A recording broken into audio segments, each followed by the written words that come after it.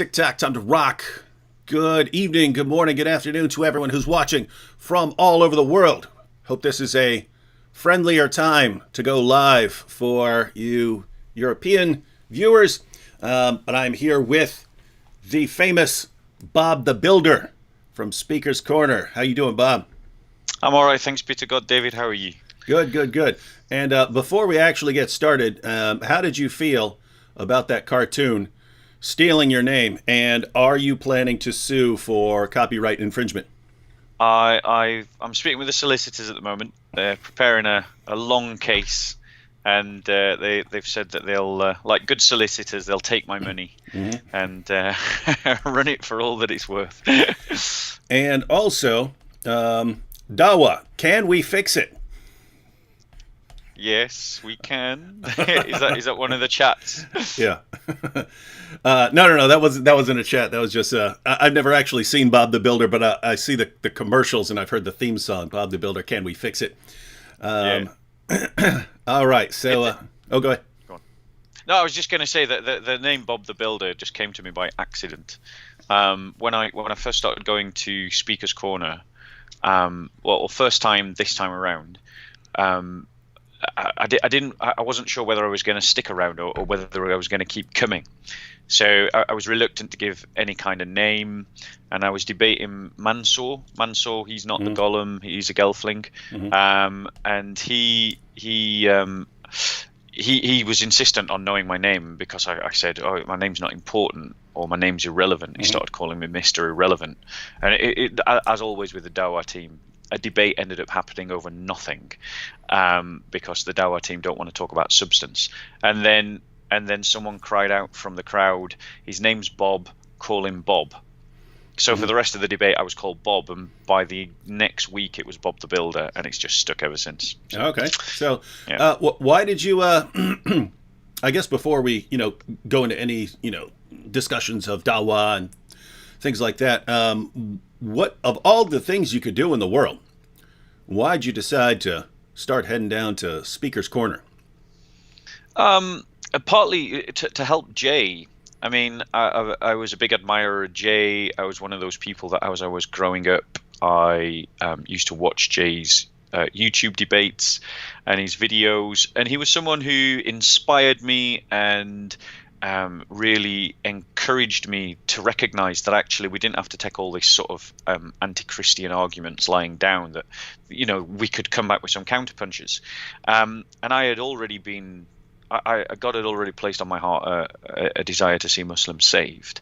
I knew Jay was doing this, and when I'd moved to London the second time around, I thought, well, I'll go and help Jay. And I arrived, and the meeting that he used to have before they went off to the corner, and I said, "Oh, I've come to help you, Jay." And Jay went, "Oh, well, I'm leaving next week."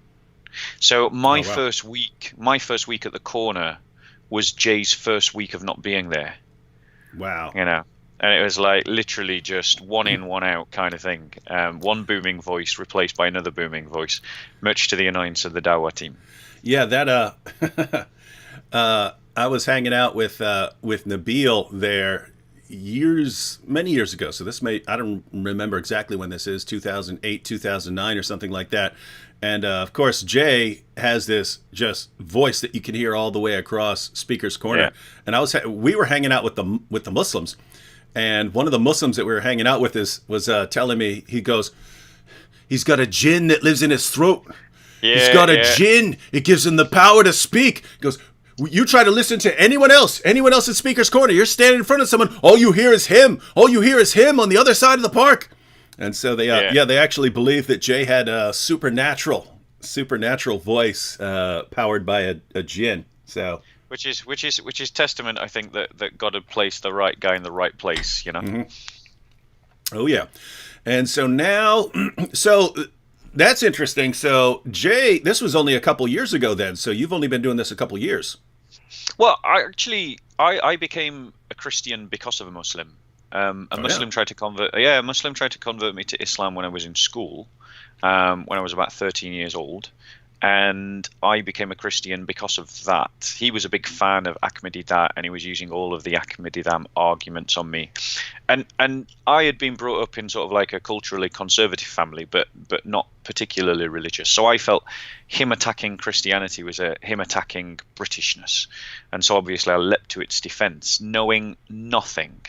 Just to give an example of the base where I started from, he once asked me, because he was regularly making a fool of me in arguments because I didn't know nothing, and he asked me, what's the first book of the Bible? And I didn't know.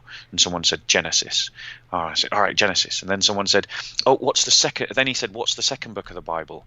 And again, I didn't know. And someone said Genesis 2. And I went, Genesis 2, obviously. And so I was starting from zero. And I have been around the Dawah script the whole of that time. And ever since those early encounters, I've always had a desire to see Muslims come to faith. And that's interesting because it's fairly common to hear things along those lines, namely that someone doesn't know a whole lot, they run into a Muslim who knows more, and then they have a different kind of reaction, because lots of converts are like that, right? The convert ran into someone. The convert didn't know. I mean, prior to converting, the person didn't know anything. Like Yusuf Estes, for example. Yeah. He basically says, hey, I ran into a Muslim and he told me all this stuff and I didn't know anything and I couldn't defend Christianity and I couldn't defend it. So, I converted, right? Brilliant story. I didn't know anything and then someone took advantage of my ignorance. But you hear he still doesn't know anything. Yeah. And you hear that a lot, but then you hear something from apologists, namely, I got schooled by this guy and I didn't like it, so I went and started studying. And then I learned how to respond to that. Like Sam Shamoun is like that. Sam Shamoun says that his first discussion with a Muslim, he says, I got annihilated. It embarrassed me so much that I went and studied. And now, I mean, my goodness, Sam is at least one of the best in history at answering the objections of Muslims. So it's cool that Islam likes putting that pressure. Islam likes putting that pressure on people, but sometimes it just has the opposite effect, and they end up making the apologists who deal with Islam down the road. So it's pretty cool. So yeah, totally. Mm-hmm. So I was going to say, and it's not an understatement. Sorry, I think there's a bit of a delay between you and I.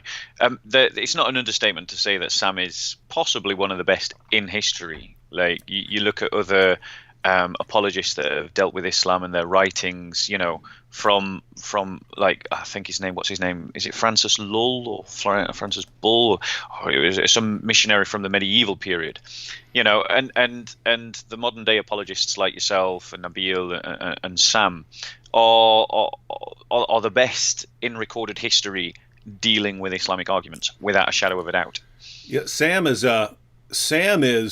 If you talk to Sam, like I make videos, I'm not extremely quick, like off the top of my head. If you say, hey, here's a day to make a 5-minute video, I think I can make really, really awesome videos. But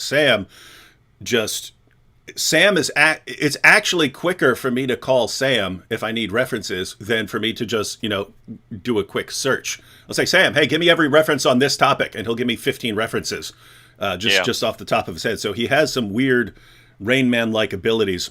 But man, glad. Yeah, I think so. Glad that guy's on our side, and I'm glad.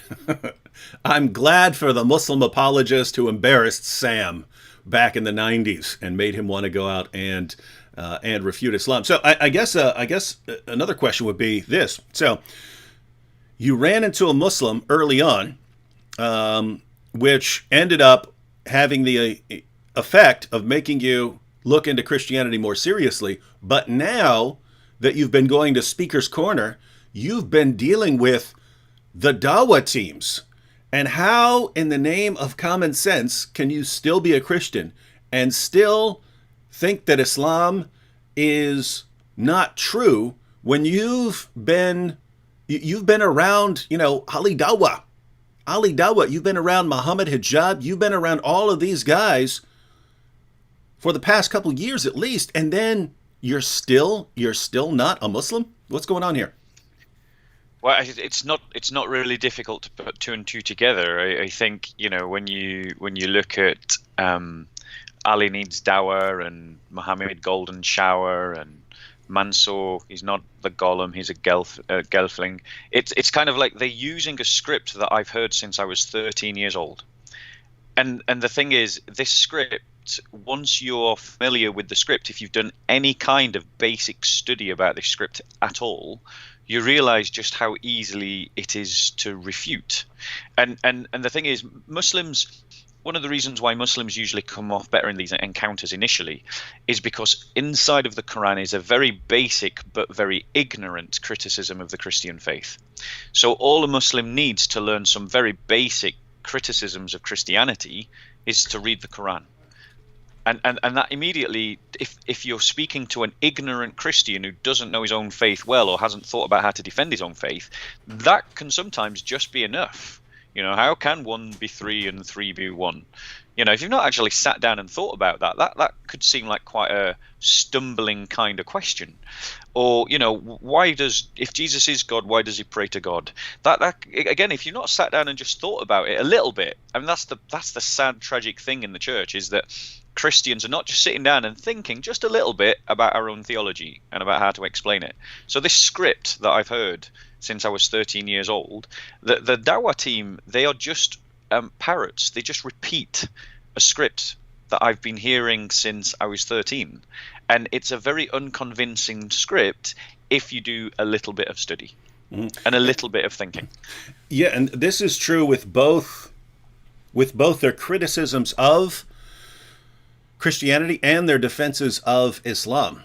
And I tell people when, you know, doing training at a church or something like that, I'll tell them, I say, you know, if you believe the things you hear about Islam as a Muslim, you know, you've got some pretty compelling reasons to be a Muslim if you never bother to look into it. Because we have this tendency that when I'm talking to a Hindu and that Hindu is telling me about Hinduism, we have a tendency to think this person is trying to give me accurate information about Hinduism. If we're talking to a Jew or an atheist or anyone, there's just this tendency to think, oh, this person is, you know, giving me the best information that he has. When we're dealing with Islam, it's complete nonsense, right? And I don't mean it's complete nonsense because I disagree with it. I mean, you are getting when someone is giving the dawah to you, she or he is just giving you completely false information. And that we just can't get our minds around that, hey, yeah, when you're talking to the Hindu is trying to give you accurate information. This person's giving you accurate information. That person's giving you accurate information. Doesn't mean true. It just means the person's not trying to deceive you. But I've just seen it over and over again where these guys are, wow. I mean, you know, let me put it this way. If you're Yasser Qadhi, and I've got clips of Yasser Qadhi, who knows that there are holes in the narrative, saying perfect preservation right down to the letter, not one single variant anywhere in the manuscript tradition since the time of Uthman. He knows that's false. He knows that's completely false. And yet, he'll still say it. Because he has to. Yeah, and yeah, I mean, think about that. So, I mean, he'll get eaten alive by his fellow Muslims if he doesn't say that. And so there's this communal deception that we're going to keep saying these things, and our leaders know they're false, but they have to keep saying them because the population that's been fed this nonsense will eat these guys alive if they ever question it, and then we won't like them anymore. And so it's this weird situation that they're just spouting complete nonsense. But here's the thing. If you don't know anything and you hear, oh, the Quran is filled with scientific miracles. There are all these scientific insights that couldn't have possibly been known by Muhammad at his time. And the Quran has been miraculously preserved right down to the dot, right down to the letter from the time of Muhammad, such that there is not one dot of difference anywhere. As soon as someone sits down to copy it, you'd think that a human being would make some copyist mistakes, but not when you sit down and write the Quran. A miracle takes place anytime someone copies the Quran. And Muhammad is the greatest man who's ever lived. How could he not be getting revelations from God? How could you doubt his integrity when he's the greatest man who ever lived? And I've got books that are just filled with how praises upon Muhammad for being so wonderful. And if you're sitting here and you're fed this stuff, then wow, man, the Quran is filled with these miraculous scientific insights, perfectly preserved, greatest man who ever lived. There are all these prophecies about him. If you don't bother to actually investigate any of that, you've got a pretty compelling case for Islam. But it's similar to their objections to Christianity in that, my goodness, if you spend 5 minutes, if you stop for just 5 minutes and say, I'm going to investigate this before I sign on, it just falls apart. And yet, so what you have here is basically, it's a kind of race that's going on. You've got a world that is in an atmosphere of ignorance about Islam. And a lot of people who do not know how to defend their own beliefs, haven't really seriously thought about all of these. And the Muslim Dawah teams rushing in to try and take advantage of that as much as possible to win as many converts. But people are catching on. People are actually starting to think through these things. People are doing the research, exposing the myths. And so it's a kind of race. It's with the Muslims, it's can we convert enough people who are not seriously investigating these things? Can we convert enough people to eventually form a big enough mob to where we can silence all the people who are exposing the lies? Or are the people who are exposing the lies actually going to catch Shed up? light. Yeah, to catch up and then stop that. And I think in terms of our work, which is to oppose the ideology of Islam, that I think what we've got to recognize is that apologetics plays a part, and a very important part, in arming people in terms of being able to form intelligent critiques of this ideology that's making claims about itself, and claims about Christianity and Christians that are very refutable, but also recognize that there are political, socio, and economic aspects to this struggle as well, that also need to be dealt with. Because if freedom of speech is not guarded, if we allow the idea of freedom of speech to be censored, then because in the UK, for instance, we don't have is it the First Amendment in the US Constitution, the idea of freedom of speech? Yes. Like we have nothing like that in the UK, nothing at all. And the thing is, once you start handing over what is acceptable speech to the politicians, depending on who those politicians are, will influence very much, because they're the gatekeepers, what kind of speech you can have. And so there is a political element to the struggle that we face. And it is a case of the sort of things that Muslims say about Islam only take 5 minutes to knock down. But for instance, if I was to found a political party that said, right, and what we're going to do is we're going to kill people who convert to Islam, we're going to knock down minarets so that they can't be higher than church towers, we're going to silence the adhan, we're going to make Muslims wear distinctive clothes to identify them as Muslims, we are going to make them pay a special tax, and if they don't pay it, we're going to take away their property, we're going to enslave their children, enslave their women, in war we can rape their women. If I founded a political party that advocated that as a manifesto, I'd be chased over the cliffs of Dover and into the sea. But yet we're willing in Western liberal society to turn a blind eye to that just because it's got the words Islam over the top. And yet Islam teaches that as a legal system. And I think we've got to recognize that our generations of politicians have been making a massive mistake that now we all have to figure out what to do with, and for the church the answer is obvious: we've got to do mission. Couple of quick comments here. Visualize World Judgment says, how often do you see Muslims saved, guys? And John here says, Bob, I'm a big fan of you. You have taught me so much about Holy Bible. And I wanted to do this quick, if I can find it here. I saw another comment that is kind of an answer. But how often do you see Muslims saved? And the reason I wanted to bring that one up is because there's just a comment from Tibbs Faria who said, I was born Muslim, but because of Bob, I've opened my eyes, and Jesus is my Lord and Savior. Thank you, Bob, all the way from Brazil. So Brazilian. Thanks be to God. Muslim. Well, it's a funny you should say that because I was with an ex-Muslim today, Hmm. who is a secret ex-Muslim. His family don't know that he's apostatized. He Hmm. is um, someone who we were basically discussing his exit strategy because he's expecting to be disowned. He's expecting to Hmm. be kicked out. No, I'll take that back. Actually, we mentioned his exit strategy. It was a social. It's someone else who's evangelizing the guy. But he's an ex-Muslim. It's a secret apostasy, and he's very much considering becoming a Christian. Hmm. He's very seriously investigating the Christian faith.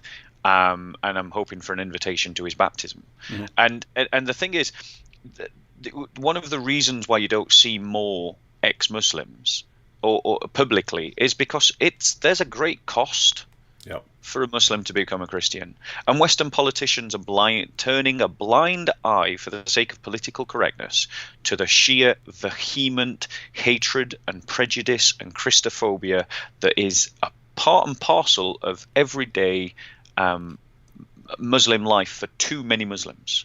It's a point of shame and family shame if one of your children become a Christian, and the result of that is that we've seen people like Nissa Hussein, who and his family that all became Christians, and they were literally in the UK driven out of their homes by Muslims persecuting them, and the British state simply said you should leave, and the British state doesn't record. It won't record murder. That's right, you heard me say it.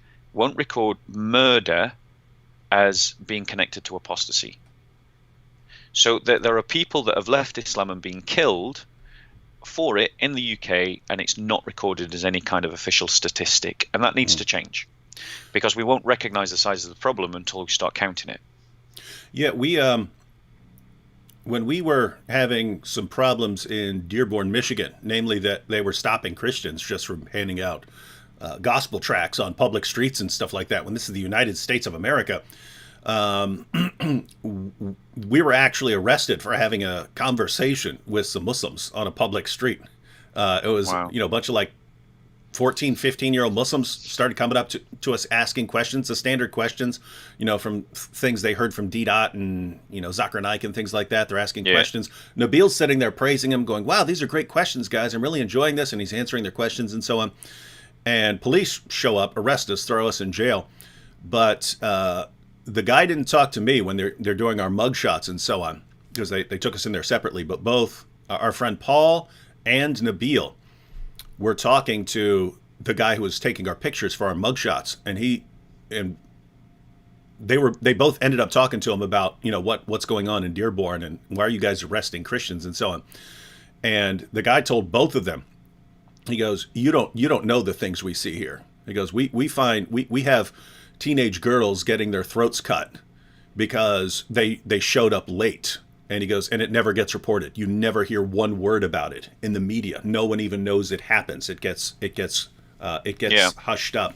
And so, yeah, this is wild stuff going on. Wherever The, this, the me- media filtering is insane. I mean, there's a genocide. There's ethnic and religious cleansing going off in Nigeria right now, but you wouldn't know about it. yeah, And media filtering has a lot to answer for. Christians should never take lectures from liberal progressives. We should give them lectures about how media is censoring, because the thing is, the media is filtering our information because it wants to filter our worldview according to its own agenda, and we have to free ourselves from the enslavement of our minds to the liberal media, and just look at the world for what it is and see it for what it is, because what we're presented on the BBC and on Channel 4 News, which are two media broadcasts here in the UK, they're both like CNN basically. It's total filtering of information to hide the fact that for instance, tens of thousands of girls were raped by Muslim grooming gangs in the UK. It all was forced into the media because of Tommy Robinson. yeah. But if the media could have got away with keeping that hush hush, they would have done that quite happily, Um, it was Robinson and the EDL and their marches in the north of England that forced that into the national scandal that it was. But it's still going on. It's still happening. It's being swept away, but it's still occurring. But yeah, and that means Christians have got to do better at speaking up. That means all of you brothers and sisters need to do better at speaking up and engaging people with the issues of the church, such as the persecuted church, such as the plight of apostasy. Sorry, David, I wanted to come back to the question about how I see Muslims becoming Christians often. When I was 13 and a Muslim tried to convert me to Islam, you met an ex-Muslim and it was a rarity. It was like gold dust. Today, what year was this about? Oh, nearly 20 years ago plus. Yeah, I was just talking about that with I think I was talking about that with Harris Sultan, who's an ex-Muslim atheist. But I pointed out that back when I was getting started, 2005, 2006, after Nabil converted, it was rare. I mean, you could count on one hand the number of ex-Muslims who were speaking publicly on anything, to do with this and stuff. And I pointed out that back then, it seemed so difficult to win Muslim converts. I mean, I spent 4 years talking to one guy. You took 4 years. So you don't have like a Billy Graham crusade where thousands of Muslims are leaving Islam and so on. So I thought I would be better off spending my time showing people that they shouldn't convert to Islam. And so for a while, that's what I was more focused on. Whereas now, they're everywhere. So yeah, go ahead. So you were talking back when you were starting something similar. It was really similar. You met an ex-Muslim, and it was like, whoa, please, like, can I touch you? Are you real? It was such a rare thing. But today, like in my own fellowship, we have 2 converts from Islam. There are other Muslims who are inquiring. Today, I was with someone who goes to a fellowship in Bristol. They have 3 converts there. Then I went to meet some other friends. And one of the people in the circle is an ex-Muslim himself. Loads of Muslims are leaving Islam and becoming Christians. I've got other people that I'm in contact with who are, like the commentator that made the comment, that I want to do live streams with, and we're negotiating about capturing their testimony on record, and they're saying that they've become Christian from Muslim backgrounds. So it's happening a lot more than the Dawah team ever want to admit. Statistics show, well, not statistics, evidence suggests that possibly up to nearly half of Iranians now have abandoned Islam. We know that the Kurds don't care about Islam. We know that the Turks don't care about Islam. Like, the Arabs themselves see it more cultural. Go to Morocco. They just don't care about Islam. It's a national pride thing. That's what it is. It's not I care about the deen of Muhammad. It's I care about my Arab identity, and Islam is connected to that. And the rot is even that there's evidence in Saudi Arabia itself. The Muslims that care about Islam the most are the ones who come from subcontinental Asia: Pakistanis, Bangladeshis, Indians. Yeah, and even before the rise of ISIS, I was reading studies about Iraq that the young generation was completely turned off to Islam. They regarded it as the source of problems in society. Islam was just a source of problems for them. That was before ISIS. I can only imagine what they think now, that seeing the havoc that was brought upon their country. But yeah, so we had this comment by Tibbs here, and also Jamal Khan here says, I started watching Bob from Pakistan. I'm ex-Muslim, and because of Bob, I accepted Jesus Christ as my Lord and Savior. Thanks be to God. And here's HiX17. I was a Muslim, but I left Islam, and my family doesn't know. Thank you for bringing me to Christ, you and Sam both. So in response to the question, how often do we see people becoming Christians? Do we see Muslims becoming Christians, or do we see Muslims leaving Islam? I hear from them pretty much every day that I'm paying attention. In other words, anytime I pay attention to the comment section of my videos, I usually read about people who say, "Hey, I've left Islam." Now, lots of them are becoming atheists or agnostics because, Yeah. as Muslims, they very often had a very negative view towards Christianity, and so some of them retain a negative view towards Christianity, and just because of how they've seen everything they've been taught turned out to be false. They just don't trust religion in general anymore.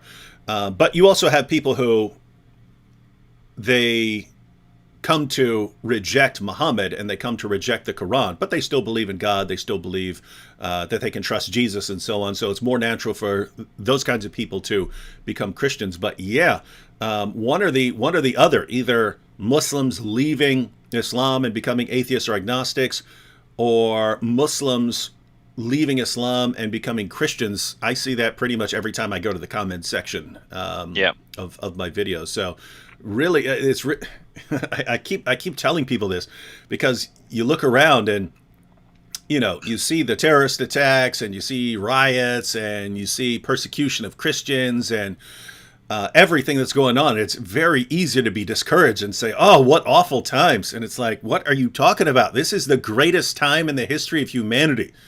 If you want to reach Muslims with the gospel, there is no generation before us that could have even dreamed of the opportunities that we have right now. And I keep telling people, I say, I believe if people actually, if Christians actually go, if the church as a whole, not every single Christian, but if just a good portion of Christians actually sit down and say, let's figure out responses to these objections that Muslims have, and let's actually do a little bit of research and go out and do what Bob the Builder is doing, go out and do what Hatun is doing, and go out and do what they're doing. I believe we will see more Muslims come to Christ in our generation alone than all prior generations combined have seen. Oh yeah, just because it's right here. And that's already happening. That's already happening. I mean, there's such a rate of conversion in Indonesia that it's got Muslims rattled that actually, Indonesia could become a Christian series of islands. The Islamic world is afraid. Mm-hmm. The Islamic world is afraid that in a straight out argument they're going to lose. And the reason why they're going to lose is because history contradicts everything that they believe. The crucifixion is one of the surest facts in history, and the Quran denies it. Mm-hmm. So it's denying one of the surest facts in history, and the Quran claims that if it was from any other than Allah, we would find many errors and contradictions therein. And lo, we do.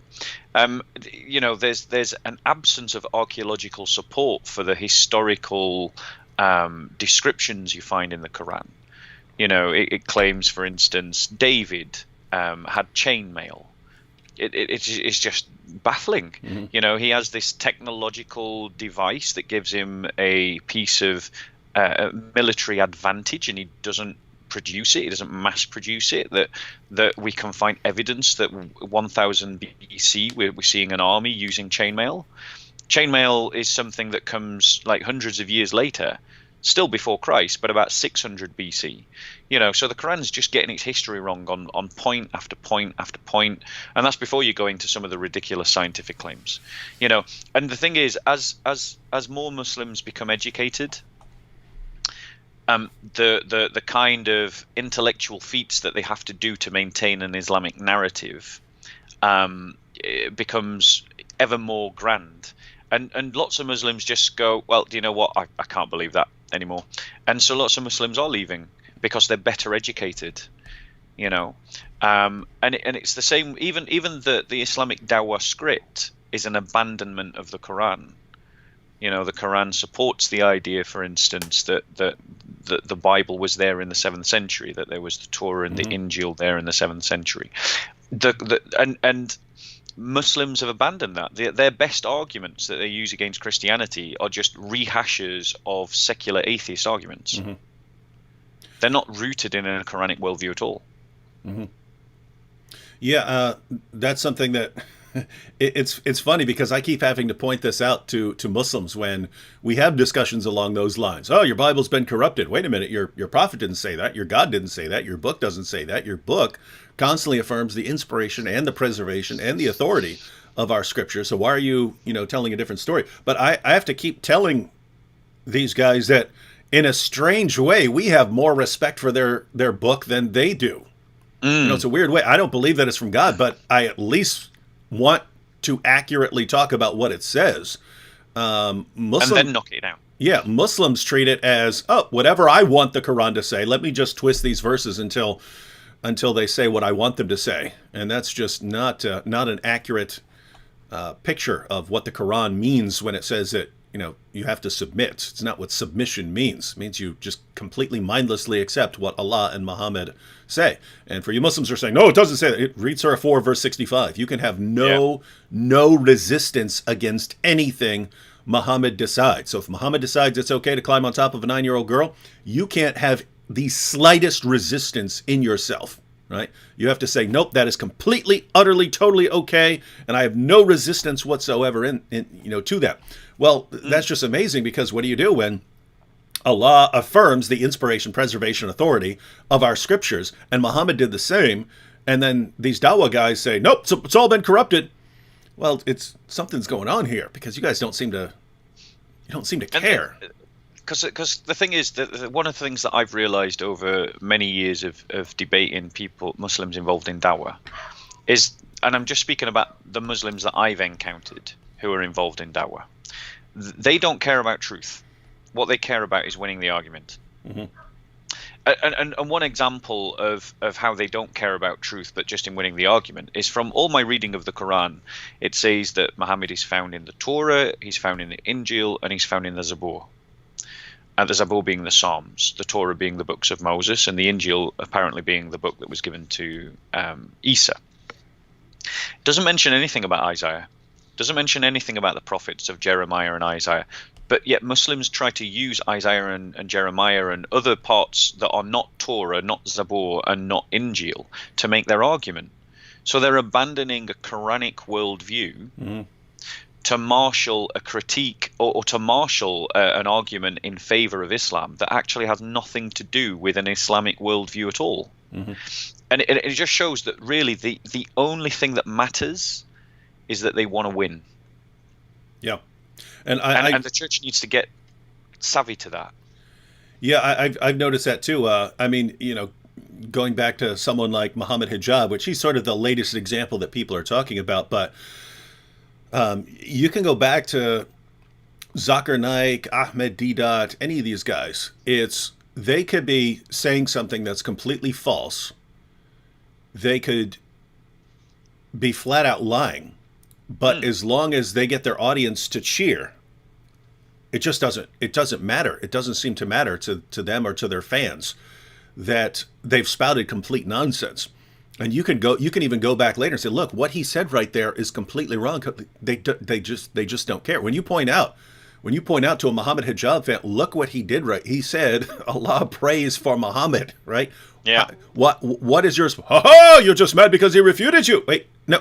He said Allah praise for Muhammad. Ha ha! It doesn't matter. It doesn't matter to them that he's basically said, "Yep, everyone, we're polytheists." As long as you say it with a booming declaration that you're refuting the non-Muslim, it's all fine, and that's all that matters. So it's built into this system that you don't have to have the best argument. You don't have to be correct. You don't have to speak the truth, as long as it sounds like you're speaking the truth. As long as it sounds like you won this discussion, that's all that matters, and that's all that counts, and everything else, including truth, is completely, utterly, totally irrelevant.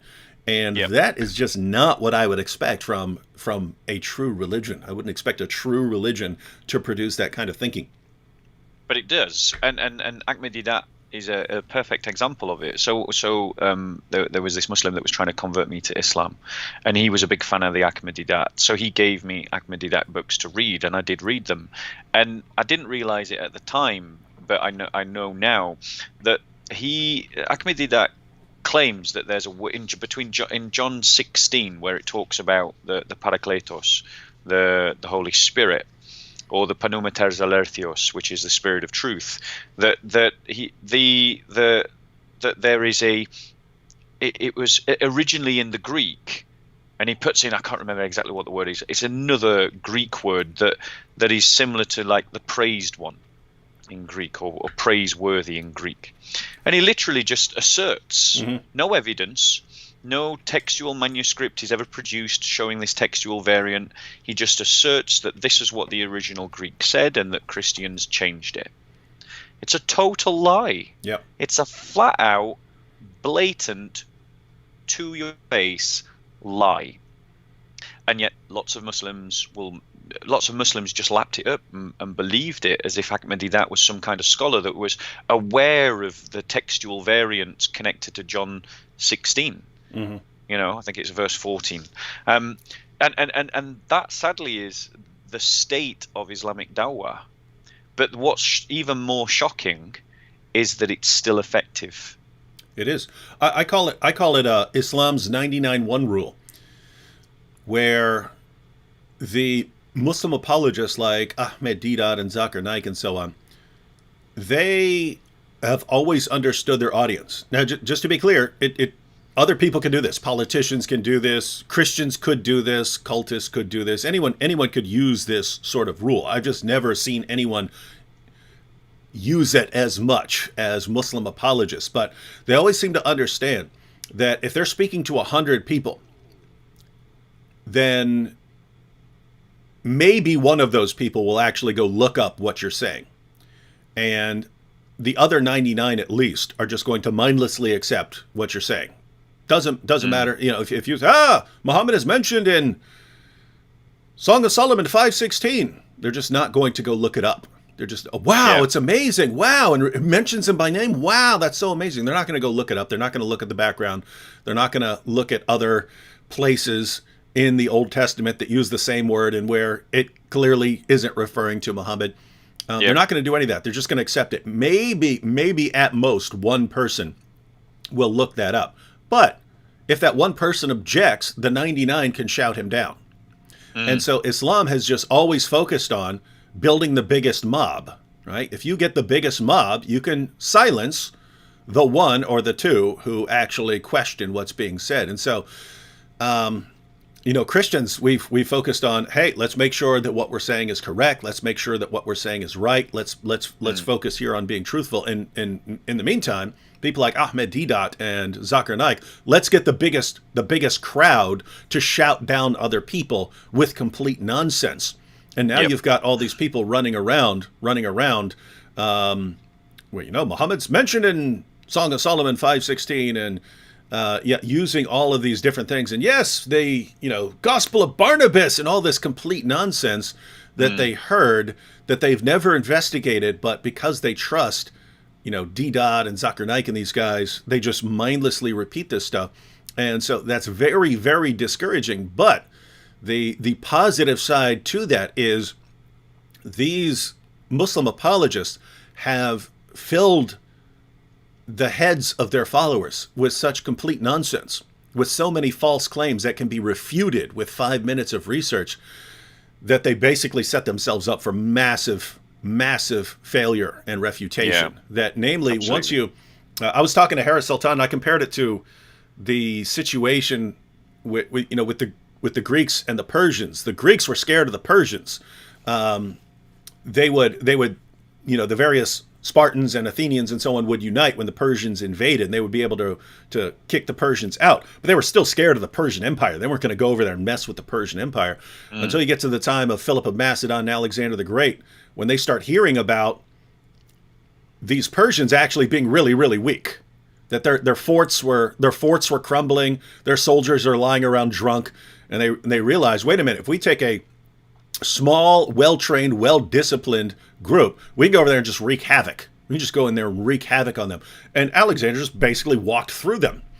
Yep. And so that's what Islam is like right now, in that the apologists have based people's confidence in the ideology, in the religion, upon so many pillars of lies that can be exposed instantly, that all you need is a small, well-trained group of people to just go in there and wreak havoc on all of that, and it will just, I believe it will collapse. And we're seeing that because there aren't a lot of people doing what we're doing right now. I mean, just imagine if we had twice as many people refuting Islam, or 3 or 4 times as many, let alone 10 times as many or 100 times as many people going out and confronting Islam. This is not a strong ideology. As much as people want to feel bad for what happens when someone like Yasser Qadi admits that there are holes in the narrative, it's, you guys brought this on yourselves. You brought this on yourselves by spouting this lie for so many years, and now you just got to live with the consequences. And that kind of mob mentality that you're talking about, it's well documented. Look at the Ahmadiyya Muslims.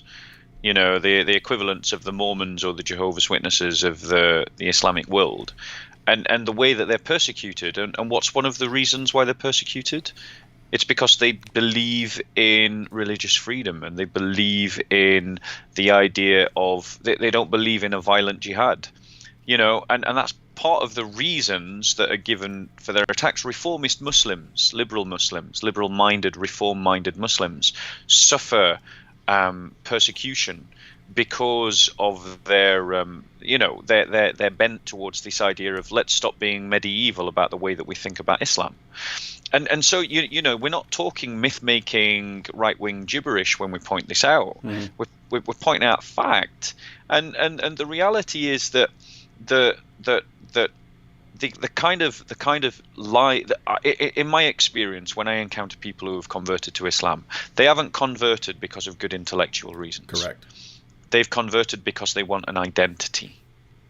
They want an identity and a sense of brotherhood, and I think that and a sense of community, which immigrant communities often have much stronger than native communities. Today I was part of a protest for Afrikaan farmers in South Africa I arrived late, but I was there. Who were being basically butchered and murdered in South Africa. But what you saw was a bunch of South Africans who have all networked and connected together. And the vast majority of Muslims in the West come from immigrant communities. And so they present this idea of, well, if you're Muslim, you have this really strong sense of brotherhood, which actually, when you go back to Pakistan, you realize that ain't so true.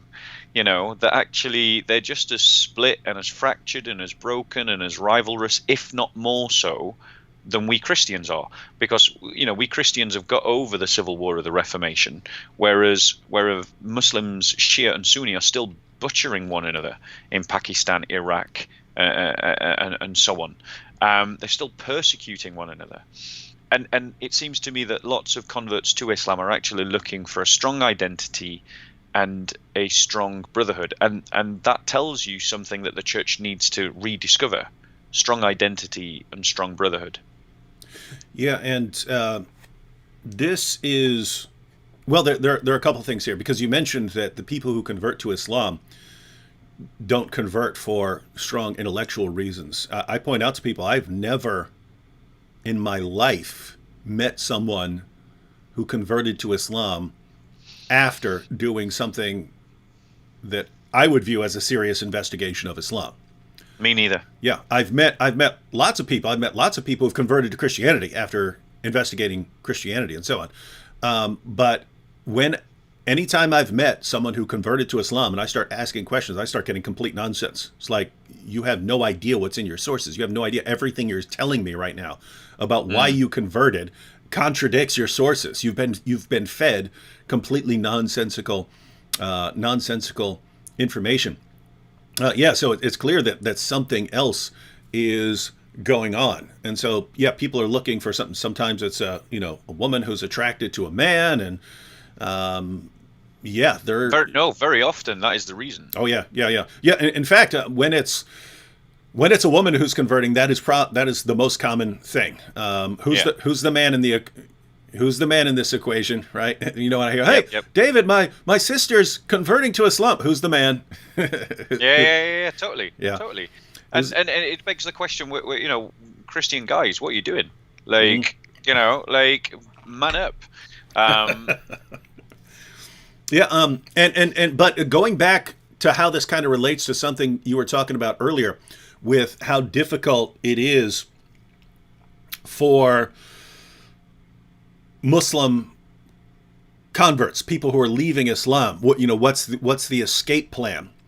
As far as having a place to go and a sense of identity, it's not just, hey, people need to have that somewhere else. They need to have this in Christ. They need to have this in the church. But also, as far as that other problem, namely Muslims who are leaving Islam, where are they going to go? I tell people when I'm speaking in churches, as far as one of the main points, it needs to become common knowledge throughout the entire world that when you leave Islam, you've got a family waiting for you. You have a Yep. global family waiting. And when Jesus talked about people having to leave their families and houses and so on, and saying, "Hey, you'll get as 100 times as much." He's not saying, "Oh yeah, you're going to get 100 houses." It's because you are now part of the body of Christ. You have far more brothers and sisters and so on than you had before. And Amen. that needs to be implemented. It just needs to become common knowledge. Guys, we understand that you may love your parents and you love your brothers and sisters and so on, but as far as you being worried, what's going to happen if I tell them that I've become a Christian and they cast me out? What do I do in that situation? Yet we understand that is going to be difficult, but just understand you have a much bigger family out here that's going to take care of you. Amen. And that's the love that will convict the world. Christ said that the world will know that I've been sent by the Father by the love that you have for one another.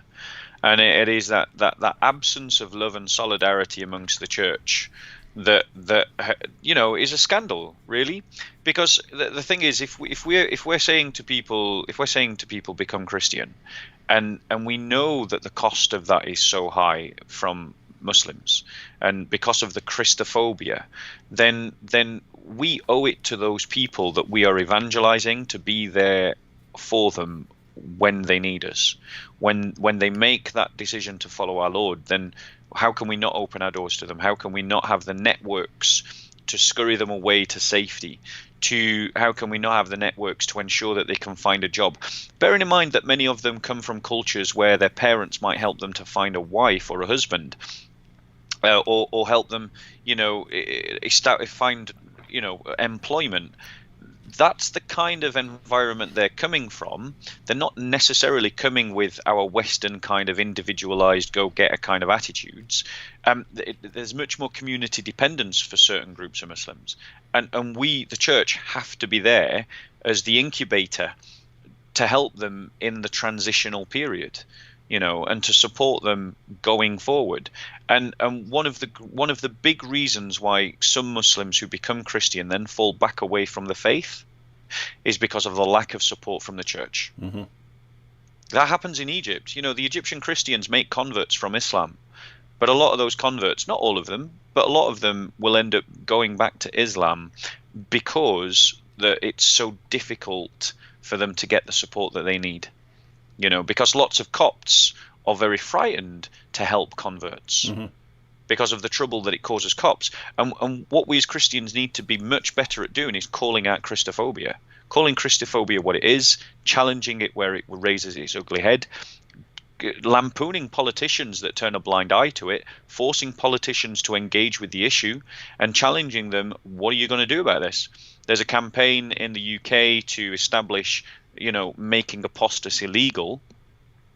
And it needs to be something that is enacted in law, that it is defended in law to leave Islam. And with those laws, there should be things like state intervention to help the convert. Keep statistics on people we think are killed who are killed because we feel that they've left Islam, where there's evidence that that's occurred. Prosecutions Tret as a hate crime. If you kill someone because they've left Islam, there's got to be a sentence attached to that. That's different. I mean, you could just treat it as murder, I suppose, but it's got to be recognised legally that this kind of prejudice exists, and to challenge it. And I think Christians shy away from the politics of the issue. Mm-hmm. Apologetics like what we're doing is absolutely crucial for the evangelism of the church, but dealing with Sharia law is a legal and a political question, and it's one that's going to become more and more pertinent, particularly in Western Europe, because of the demographic changes that are occurring. Yeah, I don't know if you saw this, because this is from yesterday, but this is on Bloomberg. Sudan ends 30 years of Islamic law by separating religion and state. And it says Sudan's transitional government agreed to separate religion from the state, ending 30 years of Islamic rule in the North African nation. And so I'm pointing this out because, again, just a couple days ago, I was discussing with Harris Sultan. We were asked the question, how long before various countries, stop with the apostasy laws and stuff like that. And so asking our view on the time frame, and I was pretty optimistic. I say 5 years. I think it's crumbling. I think a lot of this is crumbling so fast in so many Muslim countries that I think it's 5 years. And so, just 2 or 3 days later and so on, see Sudan saying they're having a separation between church and state. But yeah, so I mean, but Islam in Sudan has been a disaster.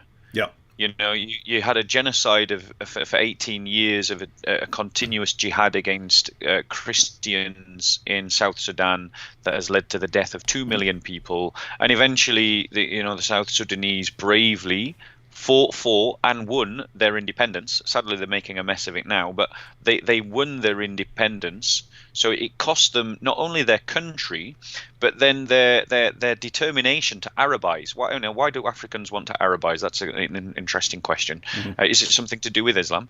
But their determination to impose this kind of Islam led to another genocide in another part of Sudan.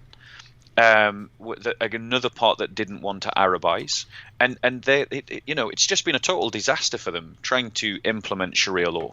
And the reason why is because Sharia law is not from God and it doesn't work.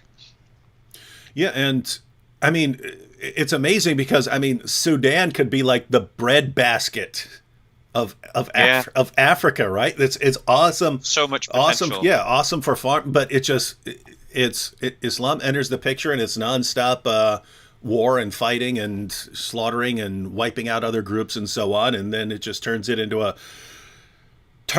pretty rough place. One of the Christians, I know a Christian who's an Arab Christian from the Sudan, but it's pretty cool because it goes back to what we were talking about earlier with like you and with Sam and with someone coming after you early on and then making you actually want to go and deal with Islam. But some of the coolest Christian evangelists who deal with Islam and respond to Islam are people who came out of that world. And I know, again, a Christian from Sudan, but he's seen the impact that Islam has had, and he just does a ton of work, evangelizing Muslims, going and responding to them. So you think about this situation that he's in. He was an Arab Christian living in Sudan, where most of the Arabs that were in Sudan were Muslims, but because of the way the Christian community was treated there when he got out. Now, what's really cool is he's never developed a hatred for Muslims because of this, because that is, I've seen that. I've talked to Pakistani Christians when I'm talking about, and I mean Pakistani Christians who are now in the West, when I tell them, I'll be doing training in a church on evangelism and so on, and I've had Pakistani Christians saying, I want to evangelize, but I just have so much anger towards them that I can't even do that. So it's always cool to see Christians who come out of an environment of persecution, but who still really love Muslims and want to, have a passion for reaching Muslims. But this is a guy in California, and he goes he brings a team outside of mosques in California, and his goal is to reach every mosque in the United States of America. But he just shows up with carloads of tracts and Jesus DVDs and Bibles in Arabic and Urdu and things like that, and just stands around the mosque as people are leaving and makes sure anyone who wants a copy of the Bible gets one, and anyone who has who's interested in taking Christian tracts has them, and so on. But so yeah, it's just cool how all of this works together. That as Islam is pushing hard. Hello, on David. on, We're having a bit of a Wi-Fi moment. We're having a bit of a poor connection moment. I think it might be my end. Oh, are you not hearing me? I'm being advised to. No, yeah, we're breaking up. I'm being advised to switch to audio only to help clear up the call. I actually hear you fine, and you look fine. Okay, well then you keep going. Okay. Yeah, it's cleared up now. Okay. Yeah. No. Yeah, you're good. So yeah. So I mean, if you think about it, Islam just keeps pushing, and as they keep pushing, they keep producing Christian evangelists and Christian apologists who are dealing with Islam. And the more Christian apologists and evangelists who are going out, the more Islam is crumbling. And the more Islam is crumbling, the the more sort of belligerent a lot of the Muslim apologists are becoming, like Ali Dawah and Muhammad Hijab and so on. But the angrier they're getting, the more future Christian apologists and evangelists they're making. So it seems like they're just going through this. And so if the church actually gets its mind around this idea that we need to make it to where it becomes common knowledge that, hey, you Muslims who are leaving, do not be afraid. Because for some people who are worried about converting, that's their main concern. It's not, yes, yeah. I see that Islam is false. I see that Christianity is true, but it's going to wreck my life. And so I'm just very, very nervous about making this decision. If Christians get it across, and that might be something we need to focus on for the future, is getting this established of, some sort of Christian network. Hey, your church, if you needed to, how many people could your church and the Christians in your church, how many ex-Muslims could you take care of if you needed to? Exactly. Yeah. And then if it becomes, if you end up with a kind of network, then my goodness. There'll be lots of Muslims who would become Christian if they felt safe enough to do so, if they knew that jump was doable. Because there's lots of Muslims. I've known Muslims my entire life, and I know lots of Muslims actually, they're Muslim in name only. Mm-hmm. Yeah. They sat there across from me eating a bacon sandwich kind of Muslims. Like that's how non-Muslim they are. And the reality is that lots of Muslims are very attracted to our Lord. They're very attracted to his teaching. They're very attracted to Christian spirituality. The only thing that stops them is fear. Mm-hmm. And I think the only thing that stops the church from really engaging in this issue is fear. One of my sad criticisms of too much of Western Christianity is it's too much like a business and not enough like a movement. It's not enough like a people group. And the reality is lots of churches shy away from engaging with the Islam question because it does involve conflict. There's no two ways about it. If you're going to take on Islam seriously, at some point you're going to have conflict at some level. And lots of churches will run a mile from that before they actually accept that, yeah, we've got something to deal with here, But go and speak to, the Christians who've converted from Islam. Listen to their stories, and you'll realize that for lots of our brothers and sisters, we are literally talking about life and death. Mm-hmm. The Christians in Pakistan have been absolutely brutalized by this ideology that is just going crazy in Pakistan, and they're being brutalized, and you're not going to win by having middle class tea parties and sort of having a fuzzy wuzzy kind of hippie style Christianity. Because Christianity has at the center of its spirituality the cross, and the cross is not a symbol of comfort, it's a symbol of death and suffering. So if your spirituality doesn't embrace the idea of suffering for the faith and dying for the faith, you got to look again at how cross-centered is your spirituality. And it's that kind of spirituality that can stand up to Islam, and it's that kind of spirituality that has beaten Islam before. Beaten Islam before, and it can beat Islam again.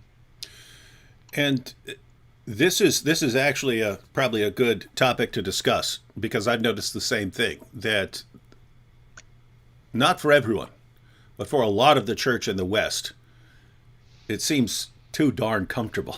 And anytime anyone is doing something that might shake things up and make people uncomfortable, that is anathema, right? You can't do that. New anathemas have gotten the new anathemas are nothing to do with doctrine, and it's all to do with personal comfort.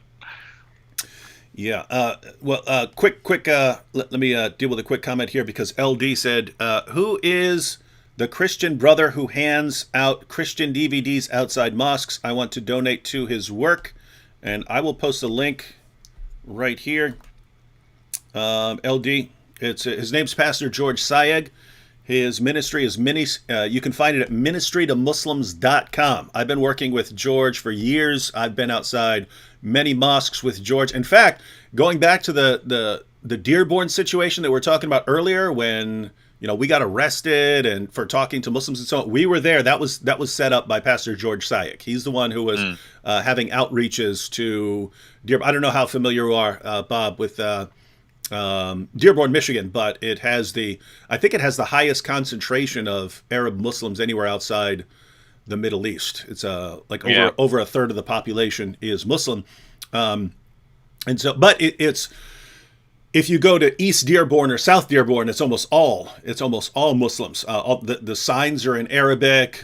You hear the call to prayer and stuff like that. And so, for people who want to reach out to Muslims or to get the Bibles Bibles into the hands of Muslims and so on, it's a good area. But there's a kind of backlash against that, because you Christian evangelists are flooding the area preaching and stuff like that, and some people don't like that. But so that was Pastor George Sayegh, and in fact, we did a fundraiser a while back for Pastor George that for years I've always seen him, like, he shows up late because his car was breaking down, and he would always have these horrible vehicles that someone just gave him because they were about to throw it away and so on. So we did a fundraiser to get him a truck, because another ministry donated a trailer, because he has pallet after pallet after pallet of these Bibles and DVDs and so on. And a ministry said, "Here, we're donating a trailer so you can haul all this stuff." And he's like, I don't have a way to haul this. So we did a fundraiser, got him an awesome brand new truck. But man, he's been burning that thing up, going around to mosques around California and in other parts of the country, hauling materials. And so it's just, again, going back to this issue of, imagine if there were way more people doing that. I mean, imagine if there were way more Christians doing what Bob's doing what Pastor George is doing. Awesome times. Now, on this issue of comfort, because this is normally when Christians are objecting to something I'm doing, you can normally trace it back to that. I'm making someone uncomfortable. Mm-hmm. So what are your thoughts on this? And I think this connects to a recent video I saw of you when you were kind of talking about some things along this line. But go ahead. It's basically what has happened is that the church has been gentrified. The church has been turned into a middle class bastion of middle class life. It's also the echoes of the Enlightenment and the Enlightenment transformation of European civilization, which reduced the church to just something, or tried and failed to reduce the church to just something private and personal, a sort of personal piety that doesn't go public, that doesn't influence the public, and that the world should be guided by other concerns rather than spiritual concerns. And in the midst of all of that, Christianity became the affair of the middle classes, the reading classes, and not something that was part of the everyday life, increasingly, of many of the working classes. And I don't know about the middle class in America, but I can certainly speak for the middle class in England, because I've met many of them in church, weirdly enough. But they will run a mile from anything that is controversial or conflictual, because they have nice lives. Mm-hmm. They have good jobs. They have bills to pay. And the idea of the spirituality of martyrdom and the spirituality of suffering, which is there in the scriptures, was taught by the church fathers, and upon which the church has been built for 2,000 years.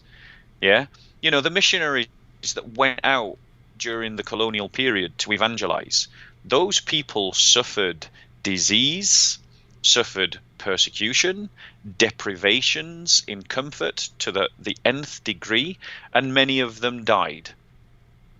And many of our modern missionaries today they make great sacrifices.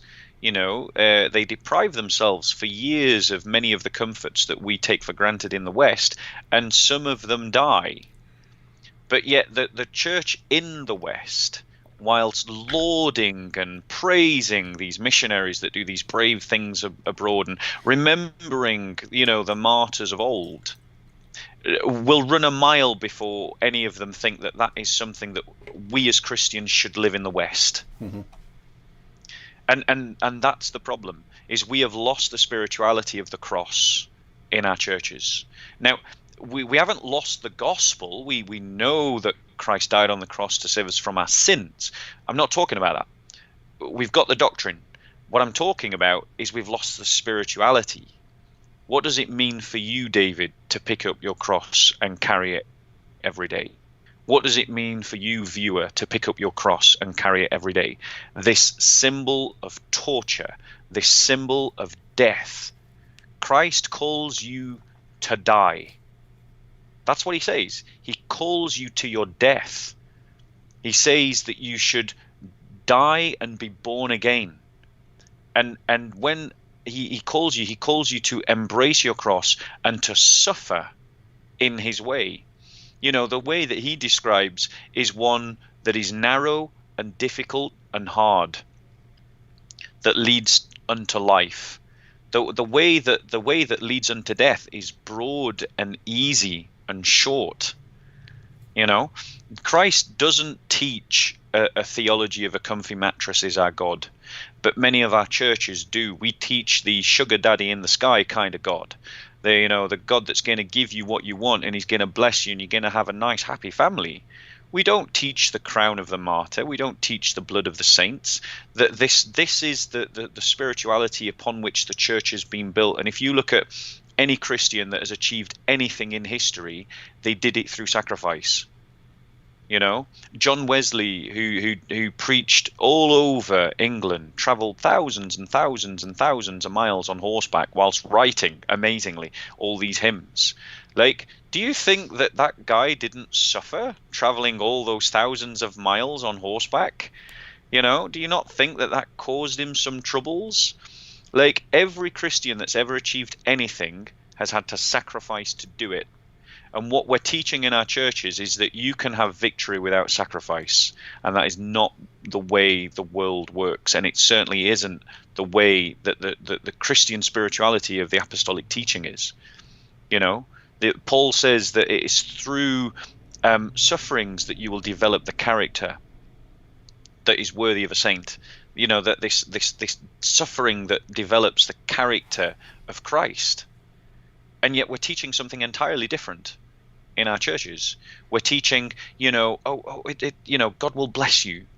God doesn't want you to suffer. No, if you follow Christ, you're going to suffer. That's the reality. If you're following Christ, the world will resist you. And I would appeal to Christians that we need to get back to a spirituality that is cross-centered.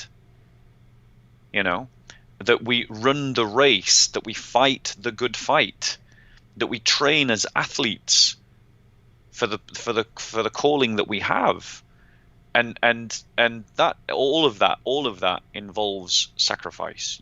There's no victory without sacrifice, and we cannot win any victory against secular pluralism, against secularism, against liberalism, against Marxism, or against Islam, or against the nationalism, unless we are willing to sacrifice for the cause.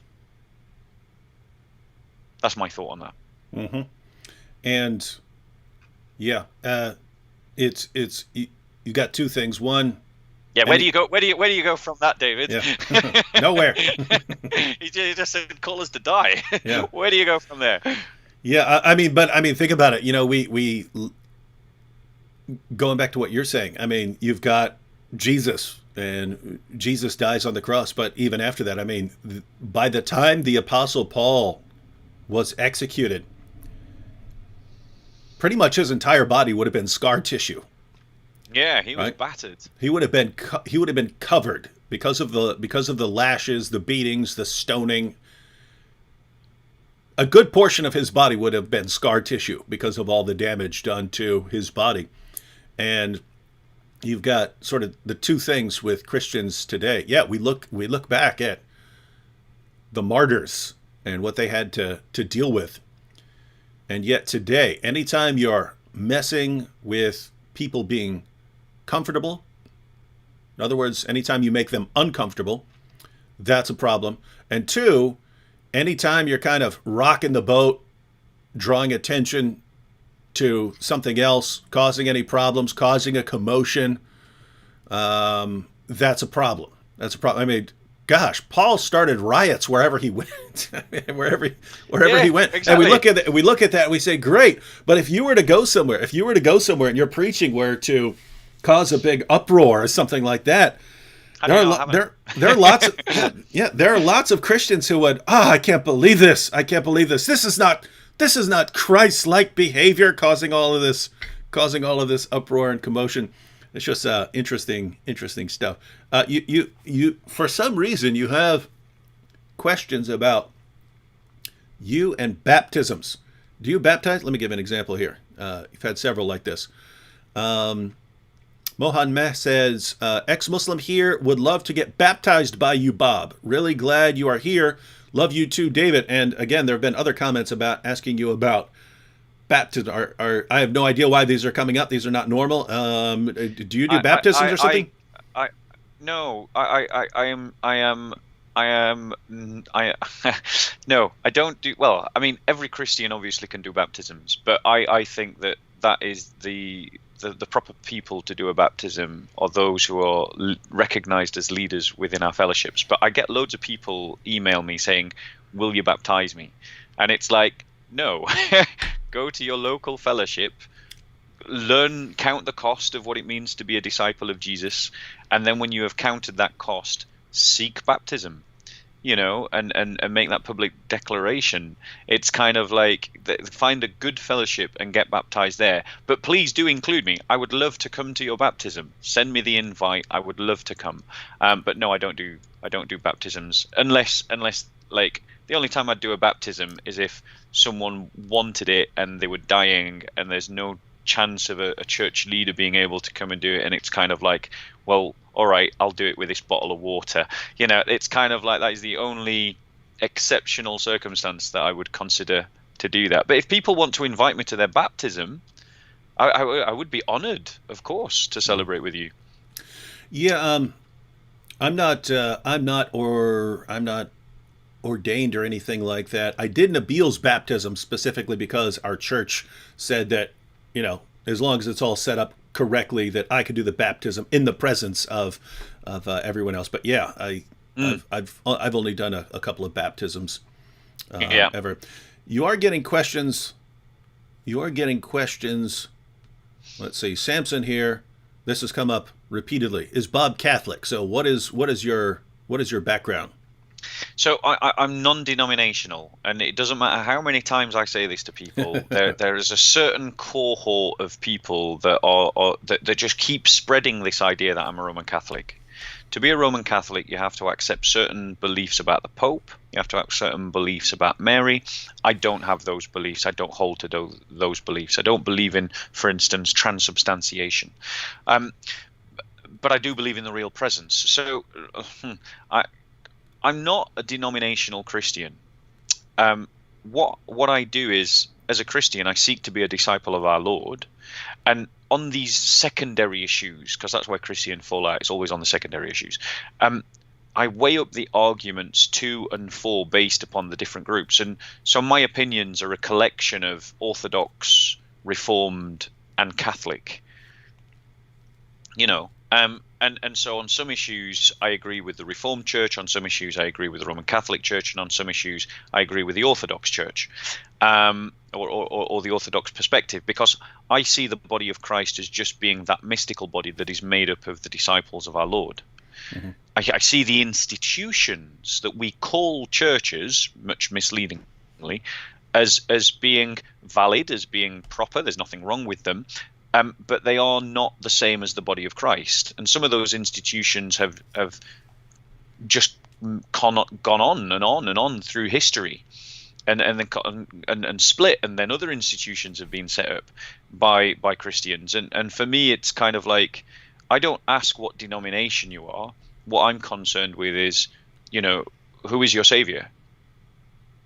And that for me is the important thing, is, are you a disciple of Christ? But there's a cohort, and some of them are just trolls, sadly.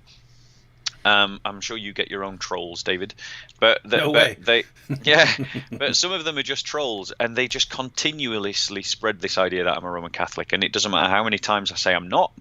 They say that I am, and they'll point to things like the fact that I have a rosary. Yeah, I've seen that. I saw that in the chat. They're like, "Buddy, where's the rosary?" Right, because that obviously proves that I'm a Roman Catholic. It couldn't possibly be the case that a dear friend of mine gave me a rosary. It's just a lack of thinking. Come on, Bob, you just need to admit it. Yeah, exactly, obviously. Because everyone who knows me knows that I'm very shy about my beliefs and hide what I really believe. Yeah, and in case anyone's wondering, yes, I'm also a non-denominational Christian, so... So yeah, shout out to Somali Christian TV. Have you heard of Somali Christian TV, Bob? Yep, we did. We had Shino. Do you know Shino? Yeah, I had them on too. Oh right, yeah. We captured his testimony, because I'm doing a series of Christians who are from Muslim backgrounds. We've done Brother Joseph. We've done Brother Shino. In the past, I've done Brother Muhammad. And there's a bunch of others as well that I've done, but I'm trying to pick up that rate, because I just think, and anyone who's watching, if you're an ex-Muslim and you want to share your testimony, please do, because the scriptures say that one of the weapons by which we'll conquer this world is our testimonies, and so we need to share our testimonies. We need to share what God has done in our lives. And I know that when there's lots of Muslims who are thinking about becoming Christian, and when they see the fact that lots of other Muslims have made that leap, they themselves will feel encouraged to make that leap as well. Yeah, going back to what we were saying earlier about back when I was getting started and you were getting started, it was weird to, it was not that common to hear from ex-Muslims.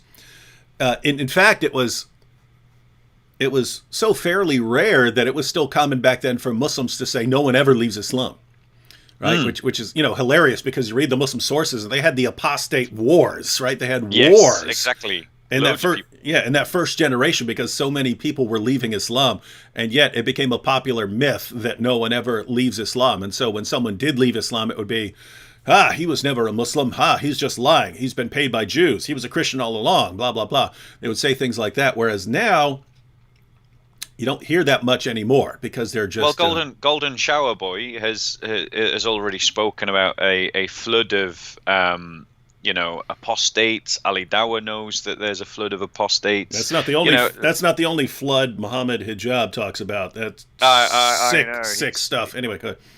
We know what kind of porn he's been watching, but it's kind of like it's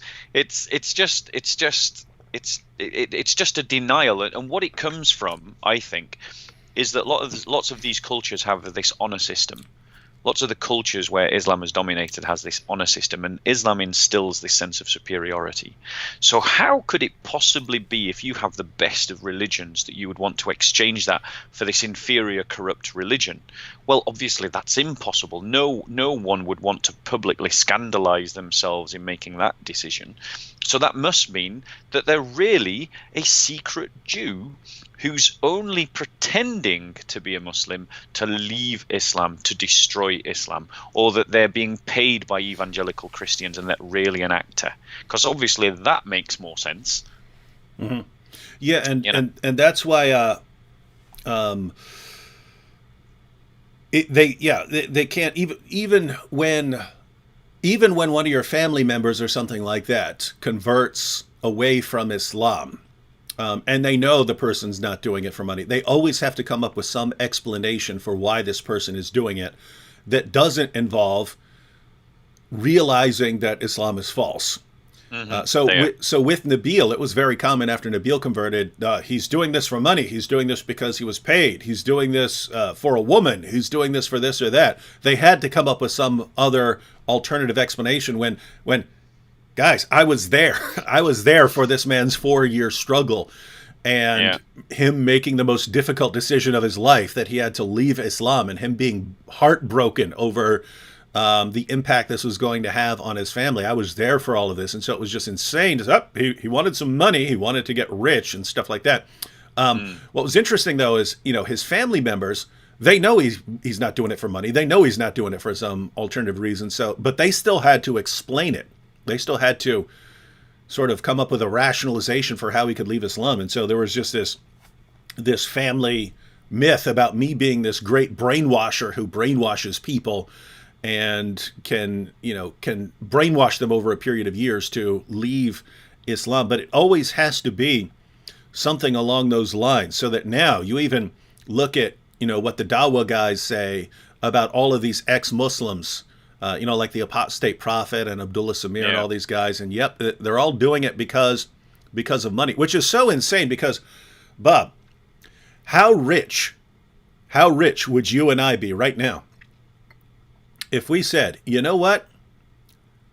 After years of attacking Islam, we've realized that Islam is the truth, and that Muhammad is mentioned in the Bible, and that the Quran does contain all of these scientific miracles, and we're putting out a book on how we realize that Islam is the truth, and now we want to go around the Muslim world preaching Islam as the truth and refuting Christianity. We'd be billionaires. We'd be billionaires. I don't know about you, but I'm living in an 8-room mansion, and I've got 3 limousines outside my door. Hey, you can't tell me anything. You can't tell me anything, Bob. This that Muhammad hijab money I got now. This the Muhammad hijab money. This small room you see me in is my closet. It's kind of like, this is where I get changed. Like, it's part of a giant mansion I'm living in. I'm sorry, I didn't realize you didn't know that. Yeah. It's a massive industry, and I'm just raking in the cash, obviously. Mm-hmm. Yeah. So, I mean, here's what's so amazing. I mean, the people who leave Islam, whether they become Christians, whether they become atheists, whatever, they tell you exactly why they left Islam. And it usually has something to do with something along these lines. Yeah, you guys told me my entire life Muhammad is the greatest man ever, and then I encountered some actual facts about him, and I realized everything you told me was complete, utter nonsense. And you told me that the Quran is filled with all these scientific miracles, and then I actually looked into it, and it was a bunch of nonsense. You told me perfect preservation right down to the letter. I finally looked into it. It was total nonsense. In other words, I realized my leaders that I trusted to guide me to the truth have been lying to me my entire life. And if Islam were the truth, why would it need to be propped up with this mountain of lies? And so threats of violence. Yeah, and threats of violence if I leave. And so, my goodness, I just had to leave that. You're trying to get money. Guys. Totally. Yeah, because that's why I want to put my life on the line and estrange myself from my entire family and lose my connections with those that I love. Of course, it's for the cash. David, shall we just briefly go through, because we I know we talked about like dismantling the Dawah script, and so far me and you have had a good natter, and we haven't actually done any dismantling of the Dawah script. This Really, I mean, you are the guest here, sir. You are the guest here. You can decide anywhere you want to go. So you want to dismantle some Dawah? yeah, let's dismantle some of the points of Dawah, and then what? I mean, because of time, because I obviously can't spend all night here and stuff. As much as I would love to, and look at your pretty face. But what I would like to do is just go through some of the key points of the Dawah, Mm-hmm. and then if we have time and if you want to, we can sort of dig into it a little bit more. Well, how about since we've been going, I don't like the live streams to be too terribly long. How about you give us kind of an overview of some of the stuff, go wherever you want, and then we'll have a follow up whenever you're free, and we can go into more detail. That sounds brilliant. That works. All right. All right, let's do that then. So the first point on the Dawah script is their number one argument, or not their number one argument, but one of the arguments that they throw out quite commonly is this idea of who wrote the New Testament. We don't know who wrote the New Testament, and therefore it is false.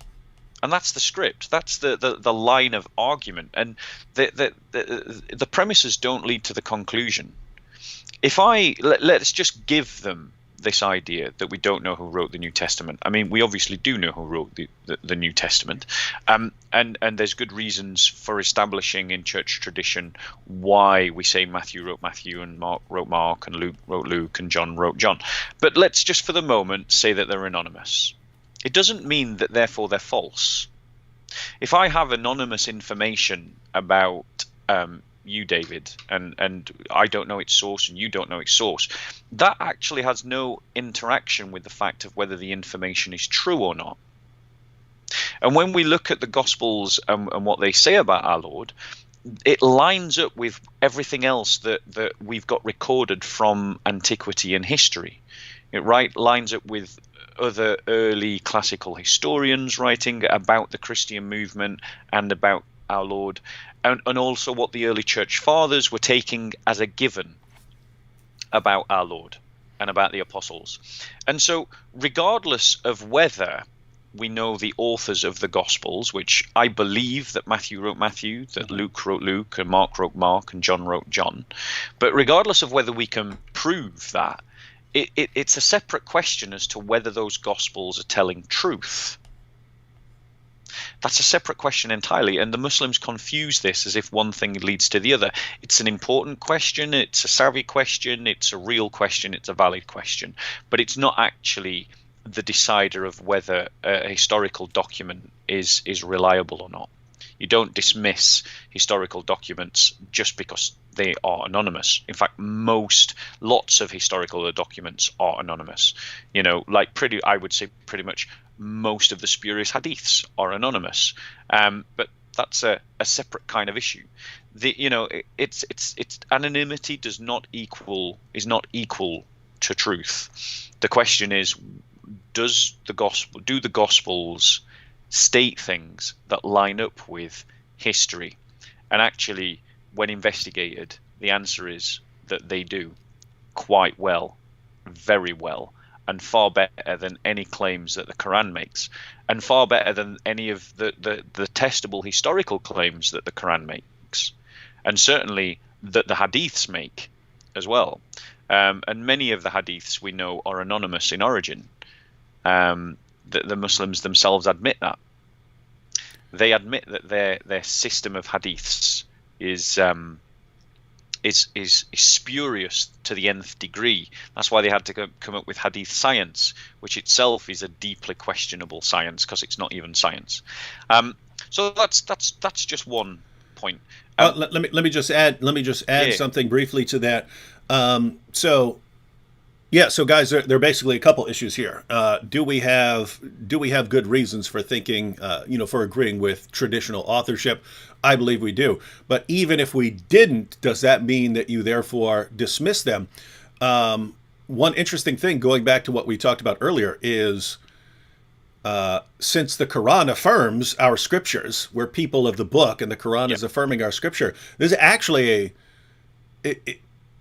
if our book were false, that would be a problem for Muslims in the way that it wouldn't be a problem for atheists. In other words, if an atheist were saying, I don't trust your book because I don't believe in the traditional authorship and I don't believe that you know who wrote your book, and therefore I'm not going to trust these claims.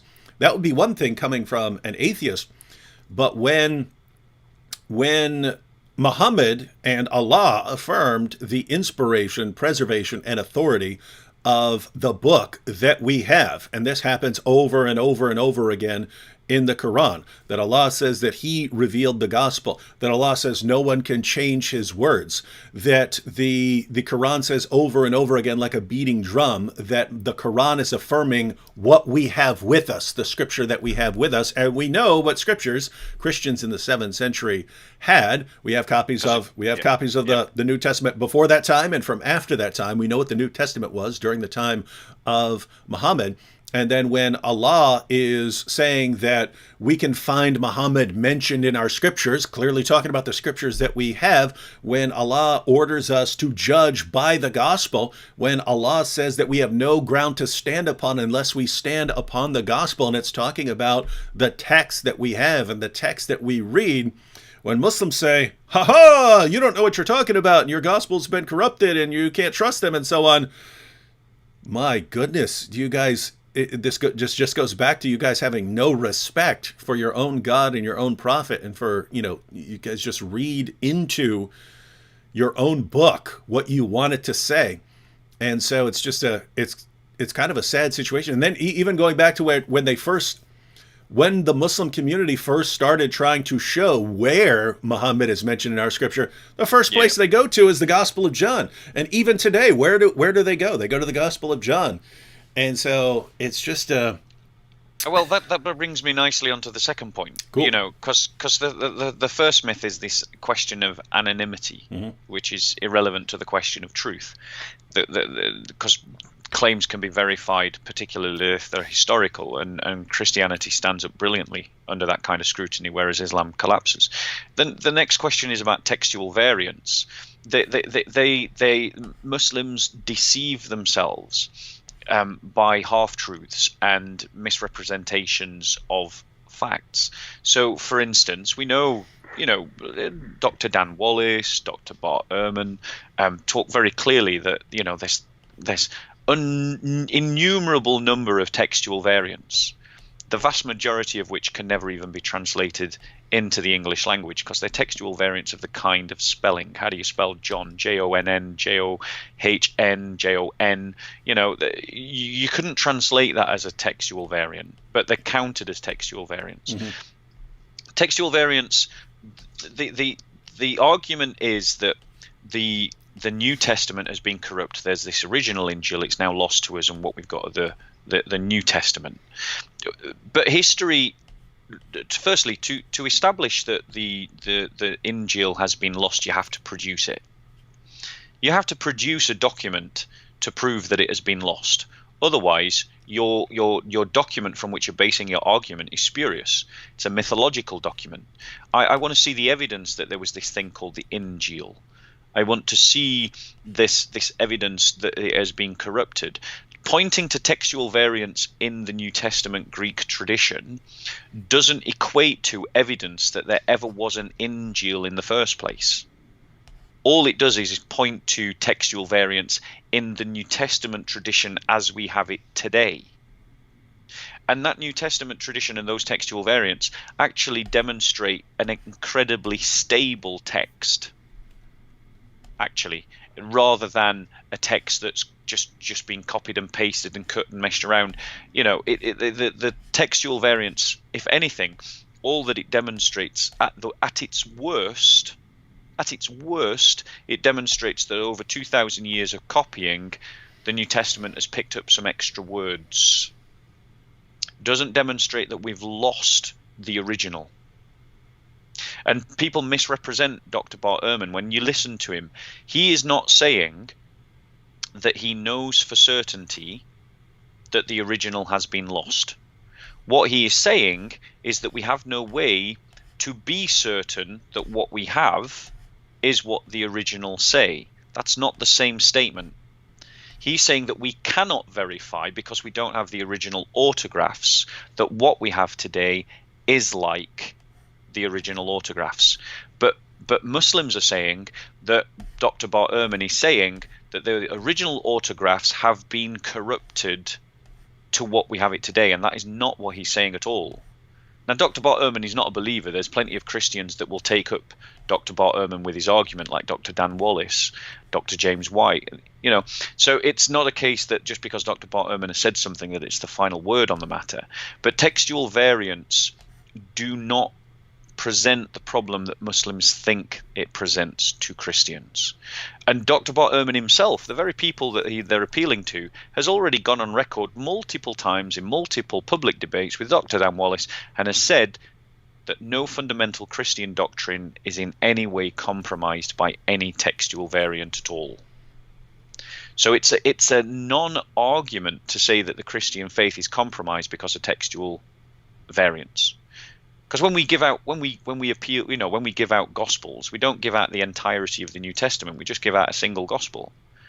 And if someone came to faith just because they read the Gospel of John or the Gospel of Luke, we wouldn't turn around to them and said, well, you can't be a Christian yet until you've read the entirety of the New Testament.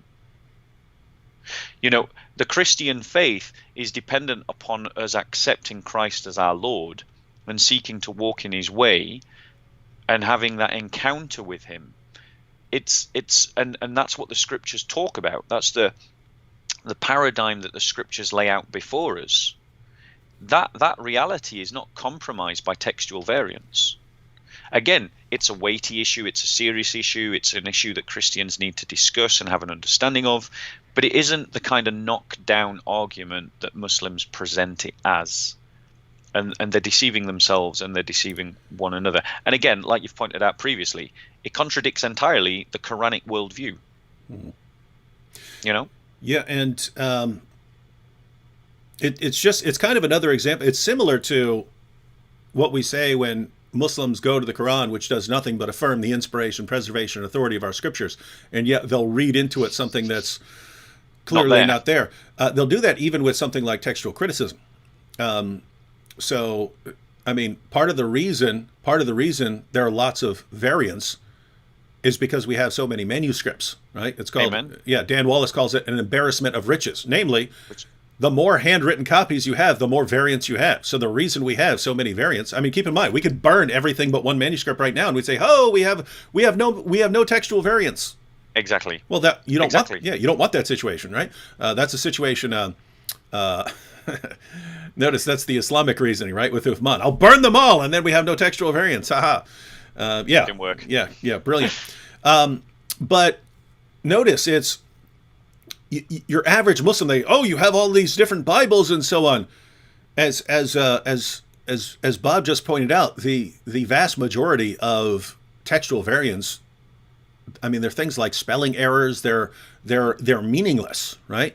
Yes. Even the ones that affect the translation of a passage or something like that, they usually don't really affect the meaning of the verse. And in no case do you end up with different Christian doctrine. In other words, you Muslims who are watching, you never find a textual variant that means that Jesus didn't die by crucifixion. You never find a textual variant where Jesus doesn't rise from the dead. You never find a textual variant where Jesus isn't the divine Son of God. You never find these kinds of things. In other words, you never find what you would need for Islam to be true. And if Islam were true and there were some original Injil that lines up with Islam that was corrupted over time, you need to get back to an Injil where Jesus doesn't die on the cross. He doesn't rise from the dead. He isn't Lord. That's the sort of thing you need. And that's the sort of thing you never, ever, ever, ever, ever find. You never come close to that. So what you find is that the picture you get of the history of the text of the New Testament is massive evidence against the Islamic view. But your apologists, Muslims, will say, oh, yes, the New Testament as it stands today doesn't line up with Islam at all. But there is an original gospel that did line up with Islam. And, you're asking what evidence we have for this original gospel? Well, yeah, Bart Ehrman, he says that there are lots of textual variants. There are lots of textual variants. And so, yep, that shows you he agrees with us when Ehrman himself says, nope, doesn't affect any core Christian doctrine. And Ehrman also says the New Testament is the best preserved book of the ancient world. It's number one, according to Ehrman. Everything else is far, far behind. And so Muslim apologists, if they were honest, they would say, yes, the manuscript tradition of the New Testament is massive, massive evidence that Muhammad had no clue what he's talking about. And it's massive evidence against Islam. And we've got a massive problem here. But instead, and this goes back to the 99-1 rule, this goes back to them, relying on people's ignorance. Your average Muslim believes that, there's some sort of connection between these textual variants and Islam being the truth and there being some original gospel. And your average Muslim really seems to think that Christians are walking around with all these different Bibles. Like we're walking around with all these different Bibles that teach all these different things. And some of us are walking around with the Gospel of Barnabas or something like that. And, it's just, guys, it's just nonsense. And this goes back to the issue. If your apologists have to fill your minds with false ideas and false implications, the true religion does not need you to do that, right? If Islam were the truth, it would not need your apologists to continue lying to you and misrepresenting the evidence. It wouldn't need that. It wouldn't need that sort of thing. And just imagine, Muslims, just imagine if we were to do the same thing in reverse, right? If we were to do the same thing in reverse right now, because you've all been told falsely, you've been lied to, perfect preservation right down to the letter. Now it's emerging that you have these different kirat, right? You've got these different Qurans with different words in the Arabic. And it's a much bigger issue if you actually go back to the early history when you did have people with different chapters in their Qurans and so on. Imagine if we went around to Christians. Imagine if we went around to Christians and we said, you know what? According to the Muslim sources, there were differences. They didn't agree on which chapters were supposed to be in the Quran. Abdullah ibn Masud, he had 111 chapters in his Quran. And the Quran you have today has 114 chapters. But Ubay ibn Ka'b, he had 116 chapters. And they talk about these chapters coming up missing. And they were burning manuscripts to cover up the differences. And even today, Muslims have different Qurans in different parts of the world. You know what? That's because there was an original Quran that promoted Christianity and that said that Jesus is the divine Son of God who died on the cross for sins and rose from the dead. Somewhere in there is this original Quran which promoted these things. And imagine that Bob and I and Jay Smith, imagine we went around promoting that to Christians who didn't know any better because they're not studying the manuscripts and so on. Imagine we went around promoting that, and to the point where we convinced the entire Christian community of the world that the original Quran promoted Christianity and was a Christian document that was later corrupted, and that somehow the textual variants of the Quran are evidence for that original Quran which defended Christianity. You would look at us and you would say, you are the most disgusting, deceptive, evil people who've ever walked the planet. If you are misleading the entire population of the world like that, you would regard us as evil, wicked deceivers. Guys, that's what your apologists do. That's exactly what they do. They go to someone like Bart Ehrman, who says that Jesus' death by crucifixion is an indisputable fact of history. They'll go to someone like that, the guy who says the New Testament is the best preserved book of antiquity. They'll point out that he says, there are lots of textual variants, and they'll use this to try and argue that there's some original gospel that supports Islam, when Ehrman himself would never say that in a million years. And they'll convince the entire Muslim population of the world that that is the case, and it's pure, unadulterated deception, and it doesn't bother you. How does this not bother you? If I had an apologist who misled people like that, it would bother me. It doesn't bother you. So what is going on here, Muslims? I'd like you to tell me. And it's interesting that Dr. Bart Ehrman also says that the Quran couldn't be used as evidence about anything to do with the life of Jesus. True. So the thing is, it's kind of like they love Bart Ehrman when he says what they want him to say or how they want to misrepresent him. But when he says anything that contradicts them, because Bart Ehrman also says that the Messiah, the Jewish Messiah, is that was expected is this cosmic figure, not some lowly prophet, a cosmic figure. That something more than a man that is being expected. This kind of selectivity in the use of evidence is very much part and parcel of the Islamic Dawah script, and that nicely brings me on to the next one. It's with this idea of Muhammad in the Bible. Now, bearing in mind that the Quran identifies the Torah, the Zabur, and the Injil as being the texts that were revealed by Allah to the prophets, then that means any references to the Song of Songs or Isaiah instantly should be chucked in the bin, because they are not based on a Quranic worldview, but yet Muslims are willing to use them.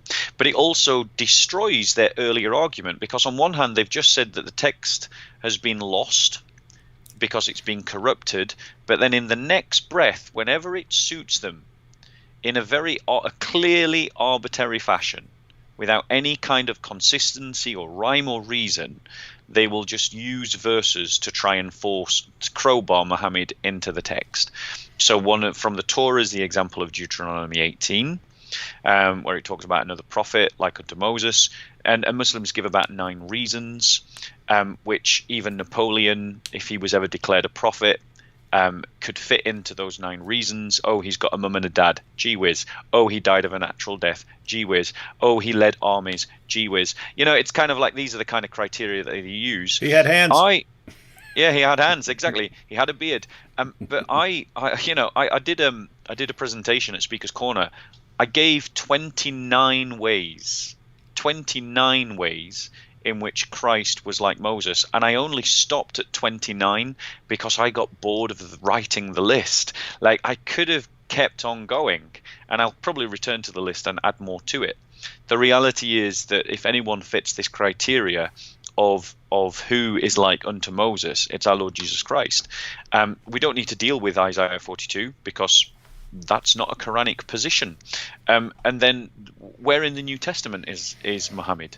The Muslims have abandoned John 16 because they recognize that it's all based on Ahmadidat's flat out lie about a word appearing in the Greek text that isn't there. So then they appeal to the early bit in John where it talks about, when they were asking John the Baptist about, who are you? And they ask him 3 questions. Are you the Messiah?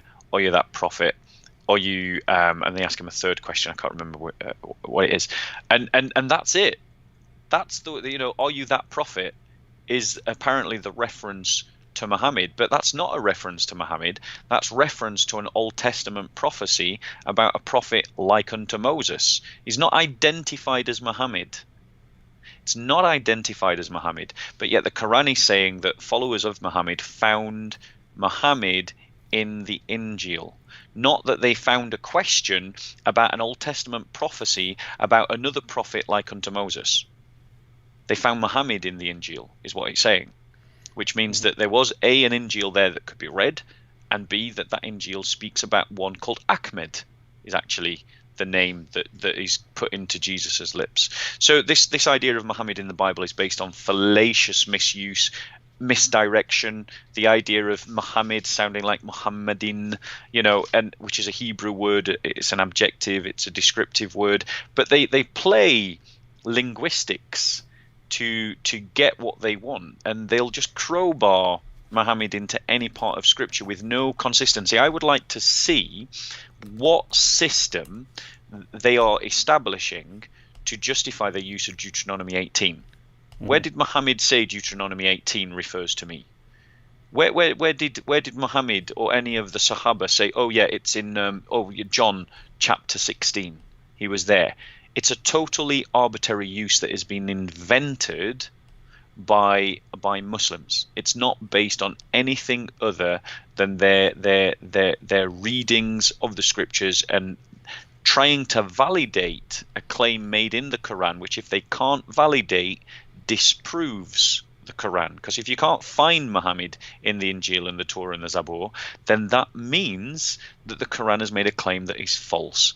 And so they've got to find him somewhere. So they look and they just force him in wherever they've got an inch to try to. but there's no logic to their system, and it contradicts their earlier argument that it's been corrupted. Mm-hmm. And this is notice it's the same thing over and over and over again, right? You mentioned this. They'll go to Bart Ehrman when Bart Ehrman says there are textual variants. Well, Bart Ehrman also says that, Jesus was indisputably crucified. He also says that the textual variants don't affect any core Christian doctrine. Well, he's wrong about that stuff.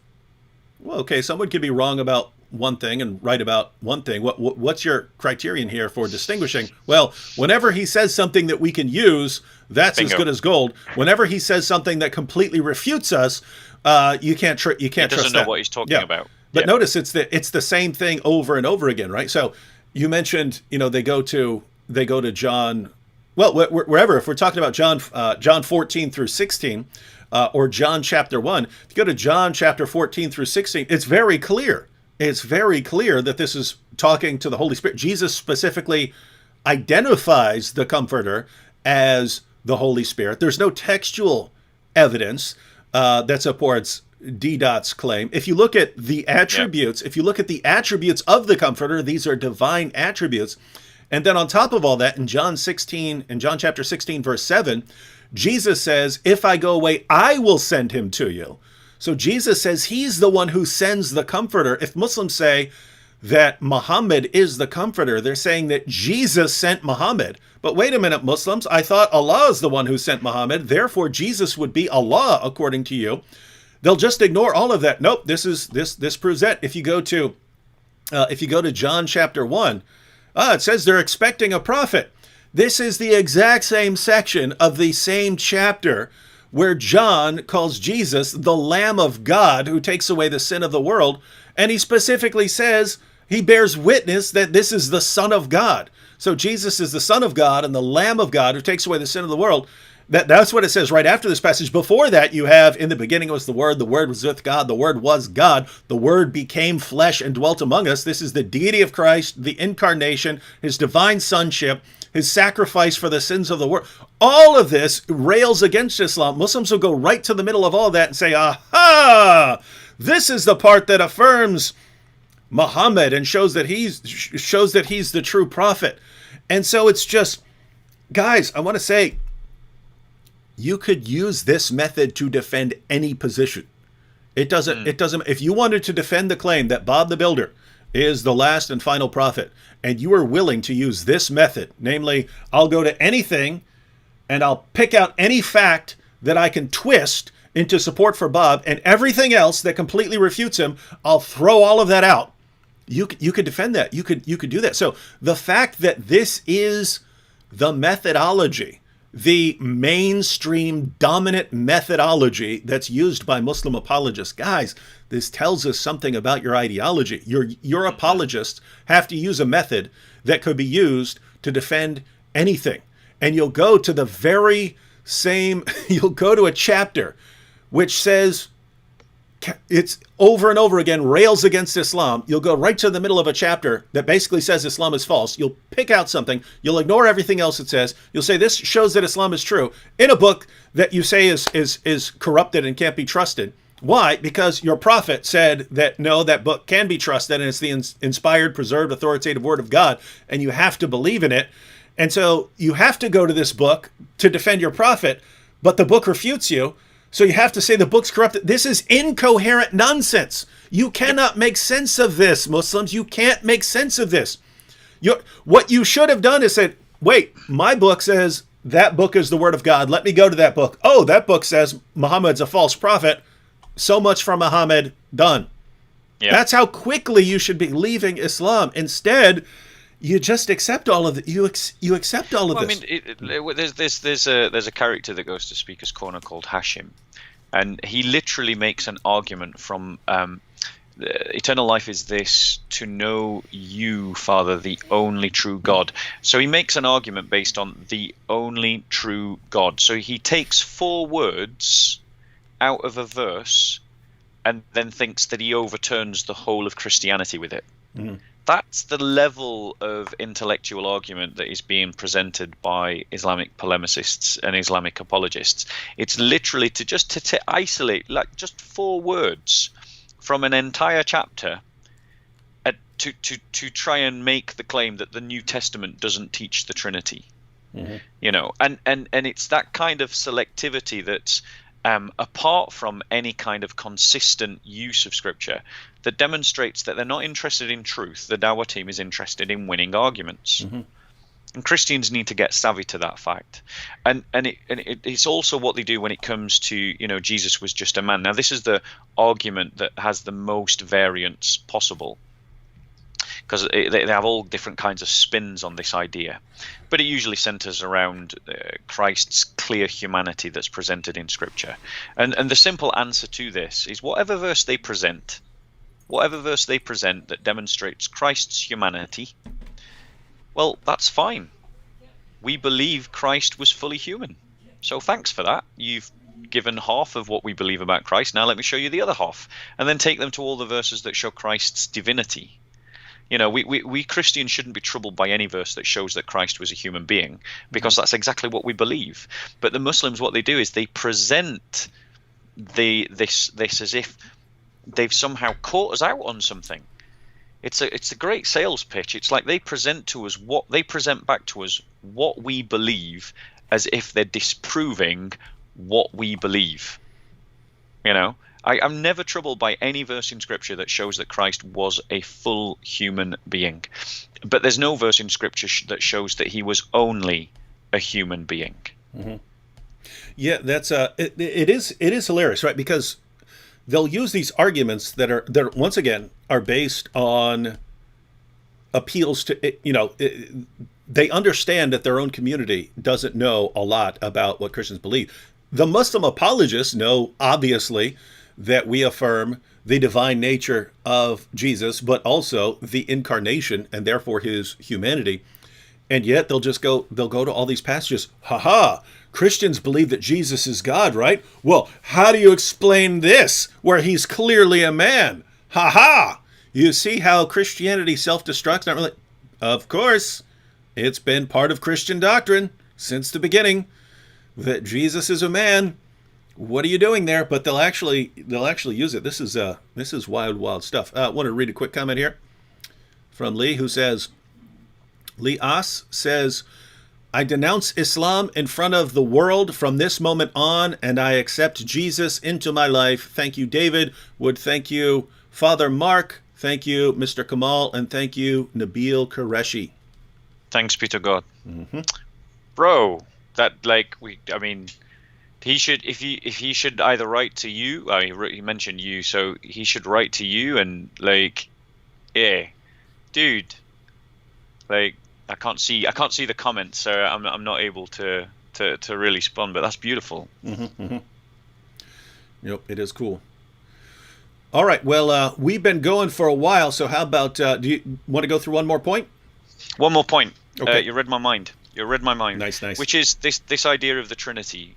You know, and again, this is that many spurious arguments are made. Essentially, the Dawah script, there's 2 angles that they play on it, which is one, it is, you know, how can 3 be 1? Well, there's plenty of examples in nature of how 3 is 1 and 1 is 3. It's not a hard thing. If I take infinity and I add to it infinity and I add to it infinity, what have I got, David? Infinity, I believe. Yeah, exactly. So, and you know, if we live in 3-dimensional space, the triple point of any chemical substance, the triple point, for those of you that don't know, is that any chemical substance, when you change the pressure and the temperature, it will reach what's called a triple point, and the triple point means that it will display the attributes of gaseous, liquid, and solid simultaneously. You know, and you can see some amazing videos on YouTube of triple points of water. So that's one standard kind of argument, and the other one that they use as a way to attack the idea of the Trinity, they try to use the idea of the incarnation against the Trinity. So how can Jesus be God if he prayed to God? Well, that kind of logic, and it totally ignores what the Trinity is, or B, the fact that Christians believe in the incarnation. Because Christians, there are two tandems that Christians have to follow when we describe the Trinity. One is we mustn't confuse the persons, and the other is that we mustn't divide the divinity. So we must never describe the Trinity in a way that divides the divinity and implies that there's more than one divine. But neither should we confuse the persons in such a way as to make the Son the Father, or the Father the Holy Spirit, or the Holy Spirit the Son. Once you've got those two tracks in your mind, you'll be able to counter pretty much every argument, because all you need to do is affirm the idea that there's only one divinity, or that there are three persons that have that divinity, wholly, completely, without division or sharing. It is something that each one of them possess in its fullness. And then obviously they'll quote verses about showing Christ is humanity, but this is a simple case of, well, we believe in the incarnation. The incarnation does not disprove the Trinity. And I think Christians, we need to get back into this habit of just learning the fact that no fundamental doctrine of the Christian faith depends upon a single verse of the Bible. Not one. Every doctrine that Christians believe, but we believe it because the Bible teaches it in multiple places, in multiple verses. And that's how we construct our doctrine. So it doesn't matter whether you take 1 John 5:7 out on the idea that it's a textual variant. The doctrine of the Trinity can be affirmed from multiple other doctrines.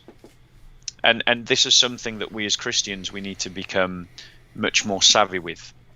So I hope at some point, if you'll have me, David, we'll come back and we'll go through this script in detail, and we'll start giving verses and references and quotes, and we can sort of spread the argument out and explore it in more detail. But that's just a sort of brief summary, an overview of the Dawah script. And I would just add, as far as Muslims having trouble understanding the incarnation, or using Jesus' humanity as an argument against his deity or against the Trinity, one quick, easy point to make, everyone, is to have a Quran.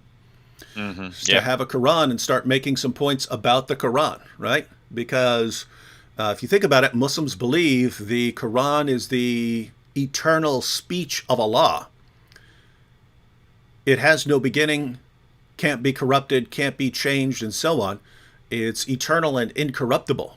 Wait a minute, what are you talking about? I can open this and it's clearly corruptible. I've eaten passages of it, right? So what are you talking about, incorruptible? What do you mean here? What do you mean? This was published at a certain date and time. This has a time when it was published. What are you talking about? This is made of paper and glue and ink. This will eventually fall apart. What are you talking about when you say that this is the eternal, incorruptible speech of Allah? This has a beginning. This will eventually fall apart. This could be corrupted right now. What are you talking about? What could you possibly mean? And the correct answer, according to Islamic theology, is that the Quran has two natures. Two natures. It's the eternal speech of Allah, but it enters our world. When it enters our world, it has to take on a physical form, made of paper and glue or ink. So that means you could destroy that book, but the eternal word of Allah wouldn't be destroyed. Wouldn't be destroyed. A bit like what we say about Christ on the cross. That his humanity dies, but his divinity lives. Oh, what a surprise! Yeah, and so what's interesting is when you point that out to Muslims, you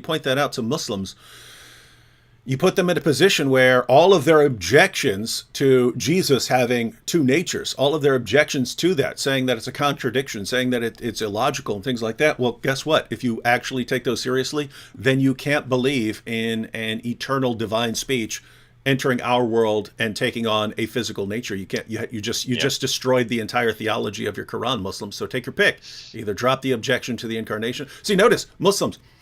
It's one thing if you say that the doctrine of the incarnation is false, right? It's one thing if you say, yes, God could be he could have been a Trinity, or he could have become incarnate, but he didn't.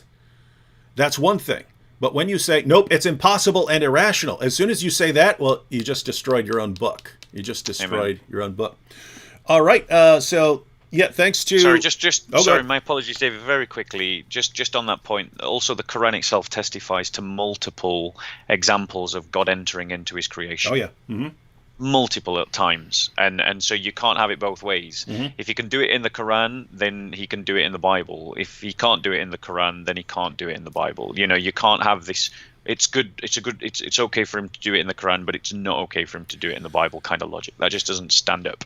Yeah, it's even in Surah 27, verses 7 through 9. That's the story of the burning bush. And Allah Yeah, enters the fire, speaks out of the fire, says, "Blessed is he who is in the fire," who's Allah. So Allah can be in fire, but not in human flesh.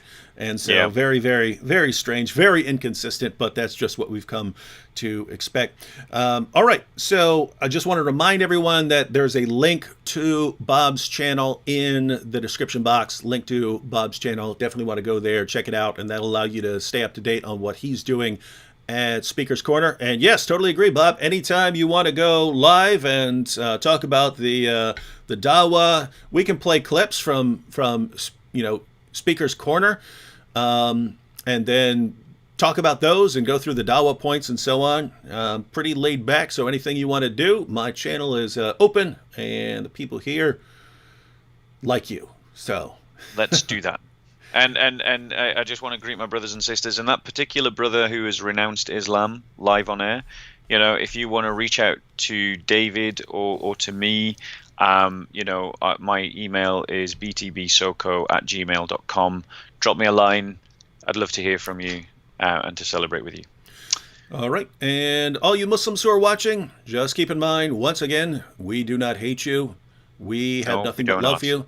We want Amen. you to know the risen Lord Jesus and to be able to spend eternity basking in his glorious presence. So when we are criticizing here, we're criticizing your ideology because it is keeping you from knowing your Creator. Thanks be to God. God bless everyone. Catch you all later. God bless. Good night.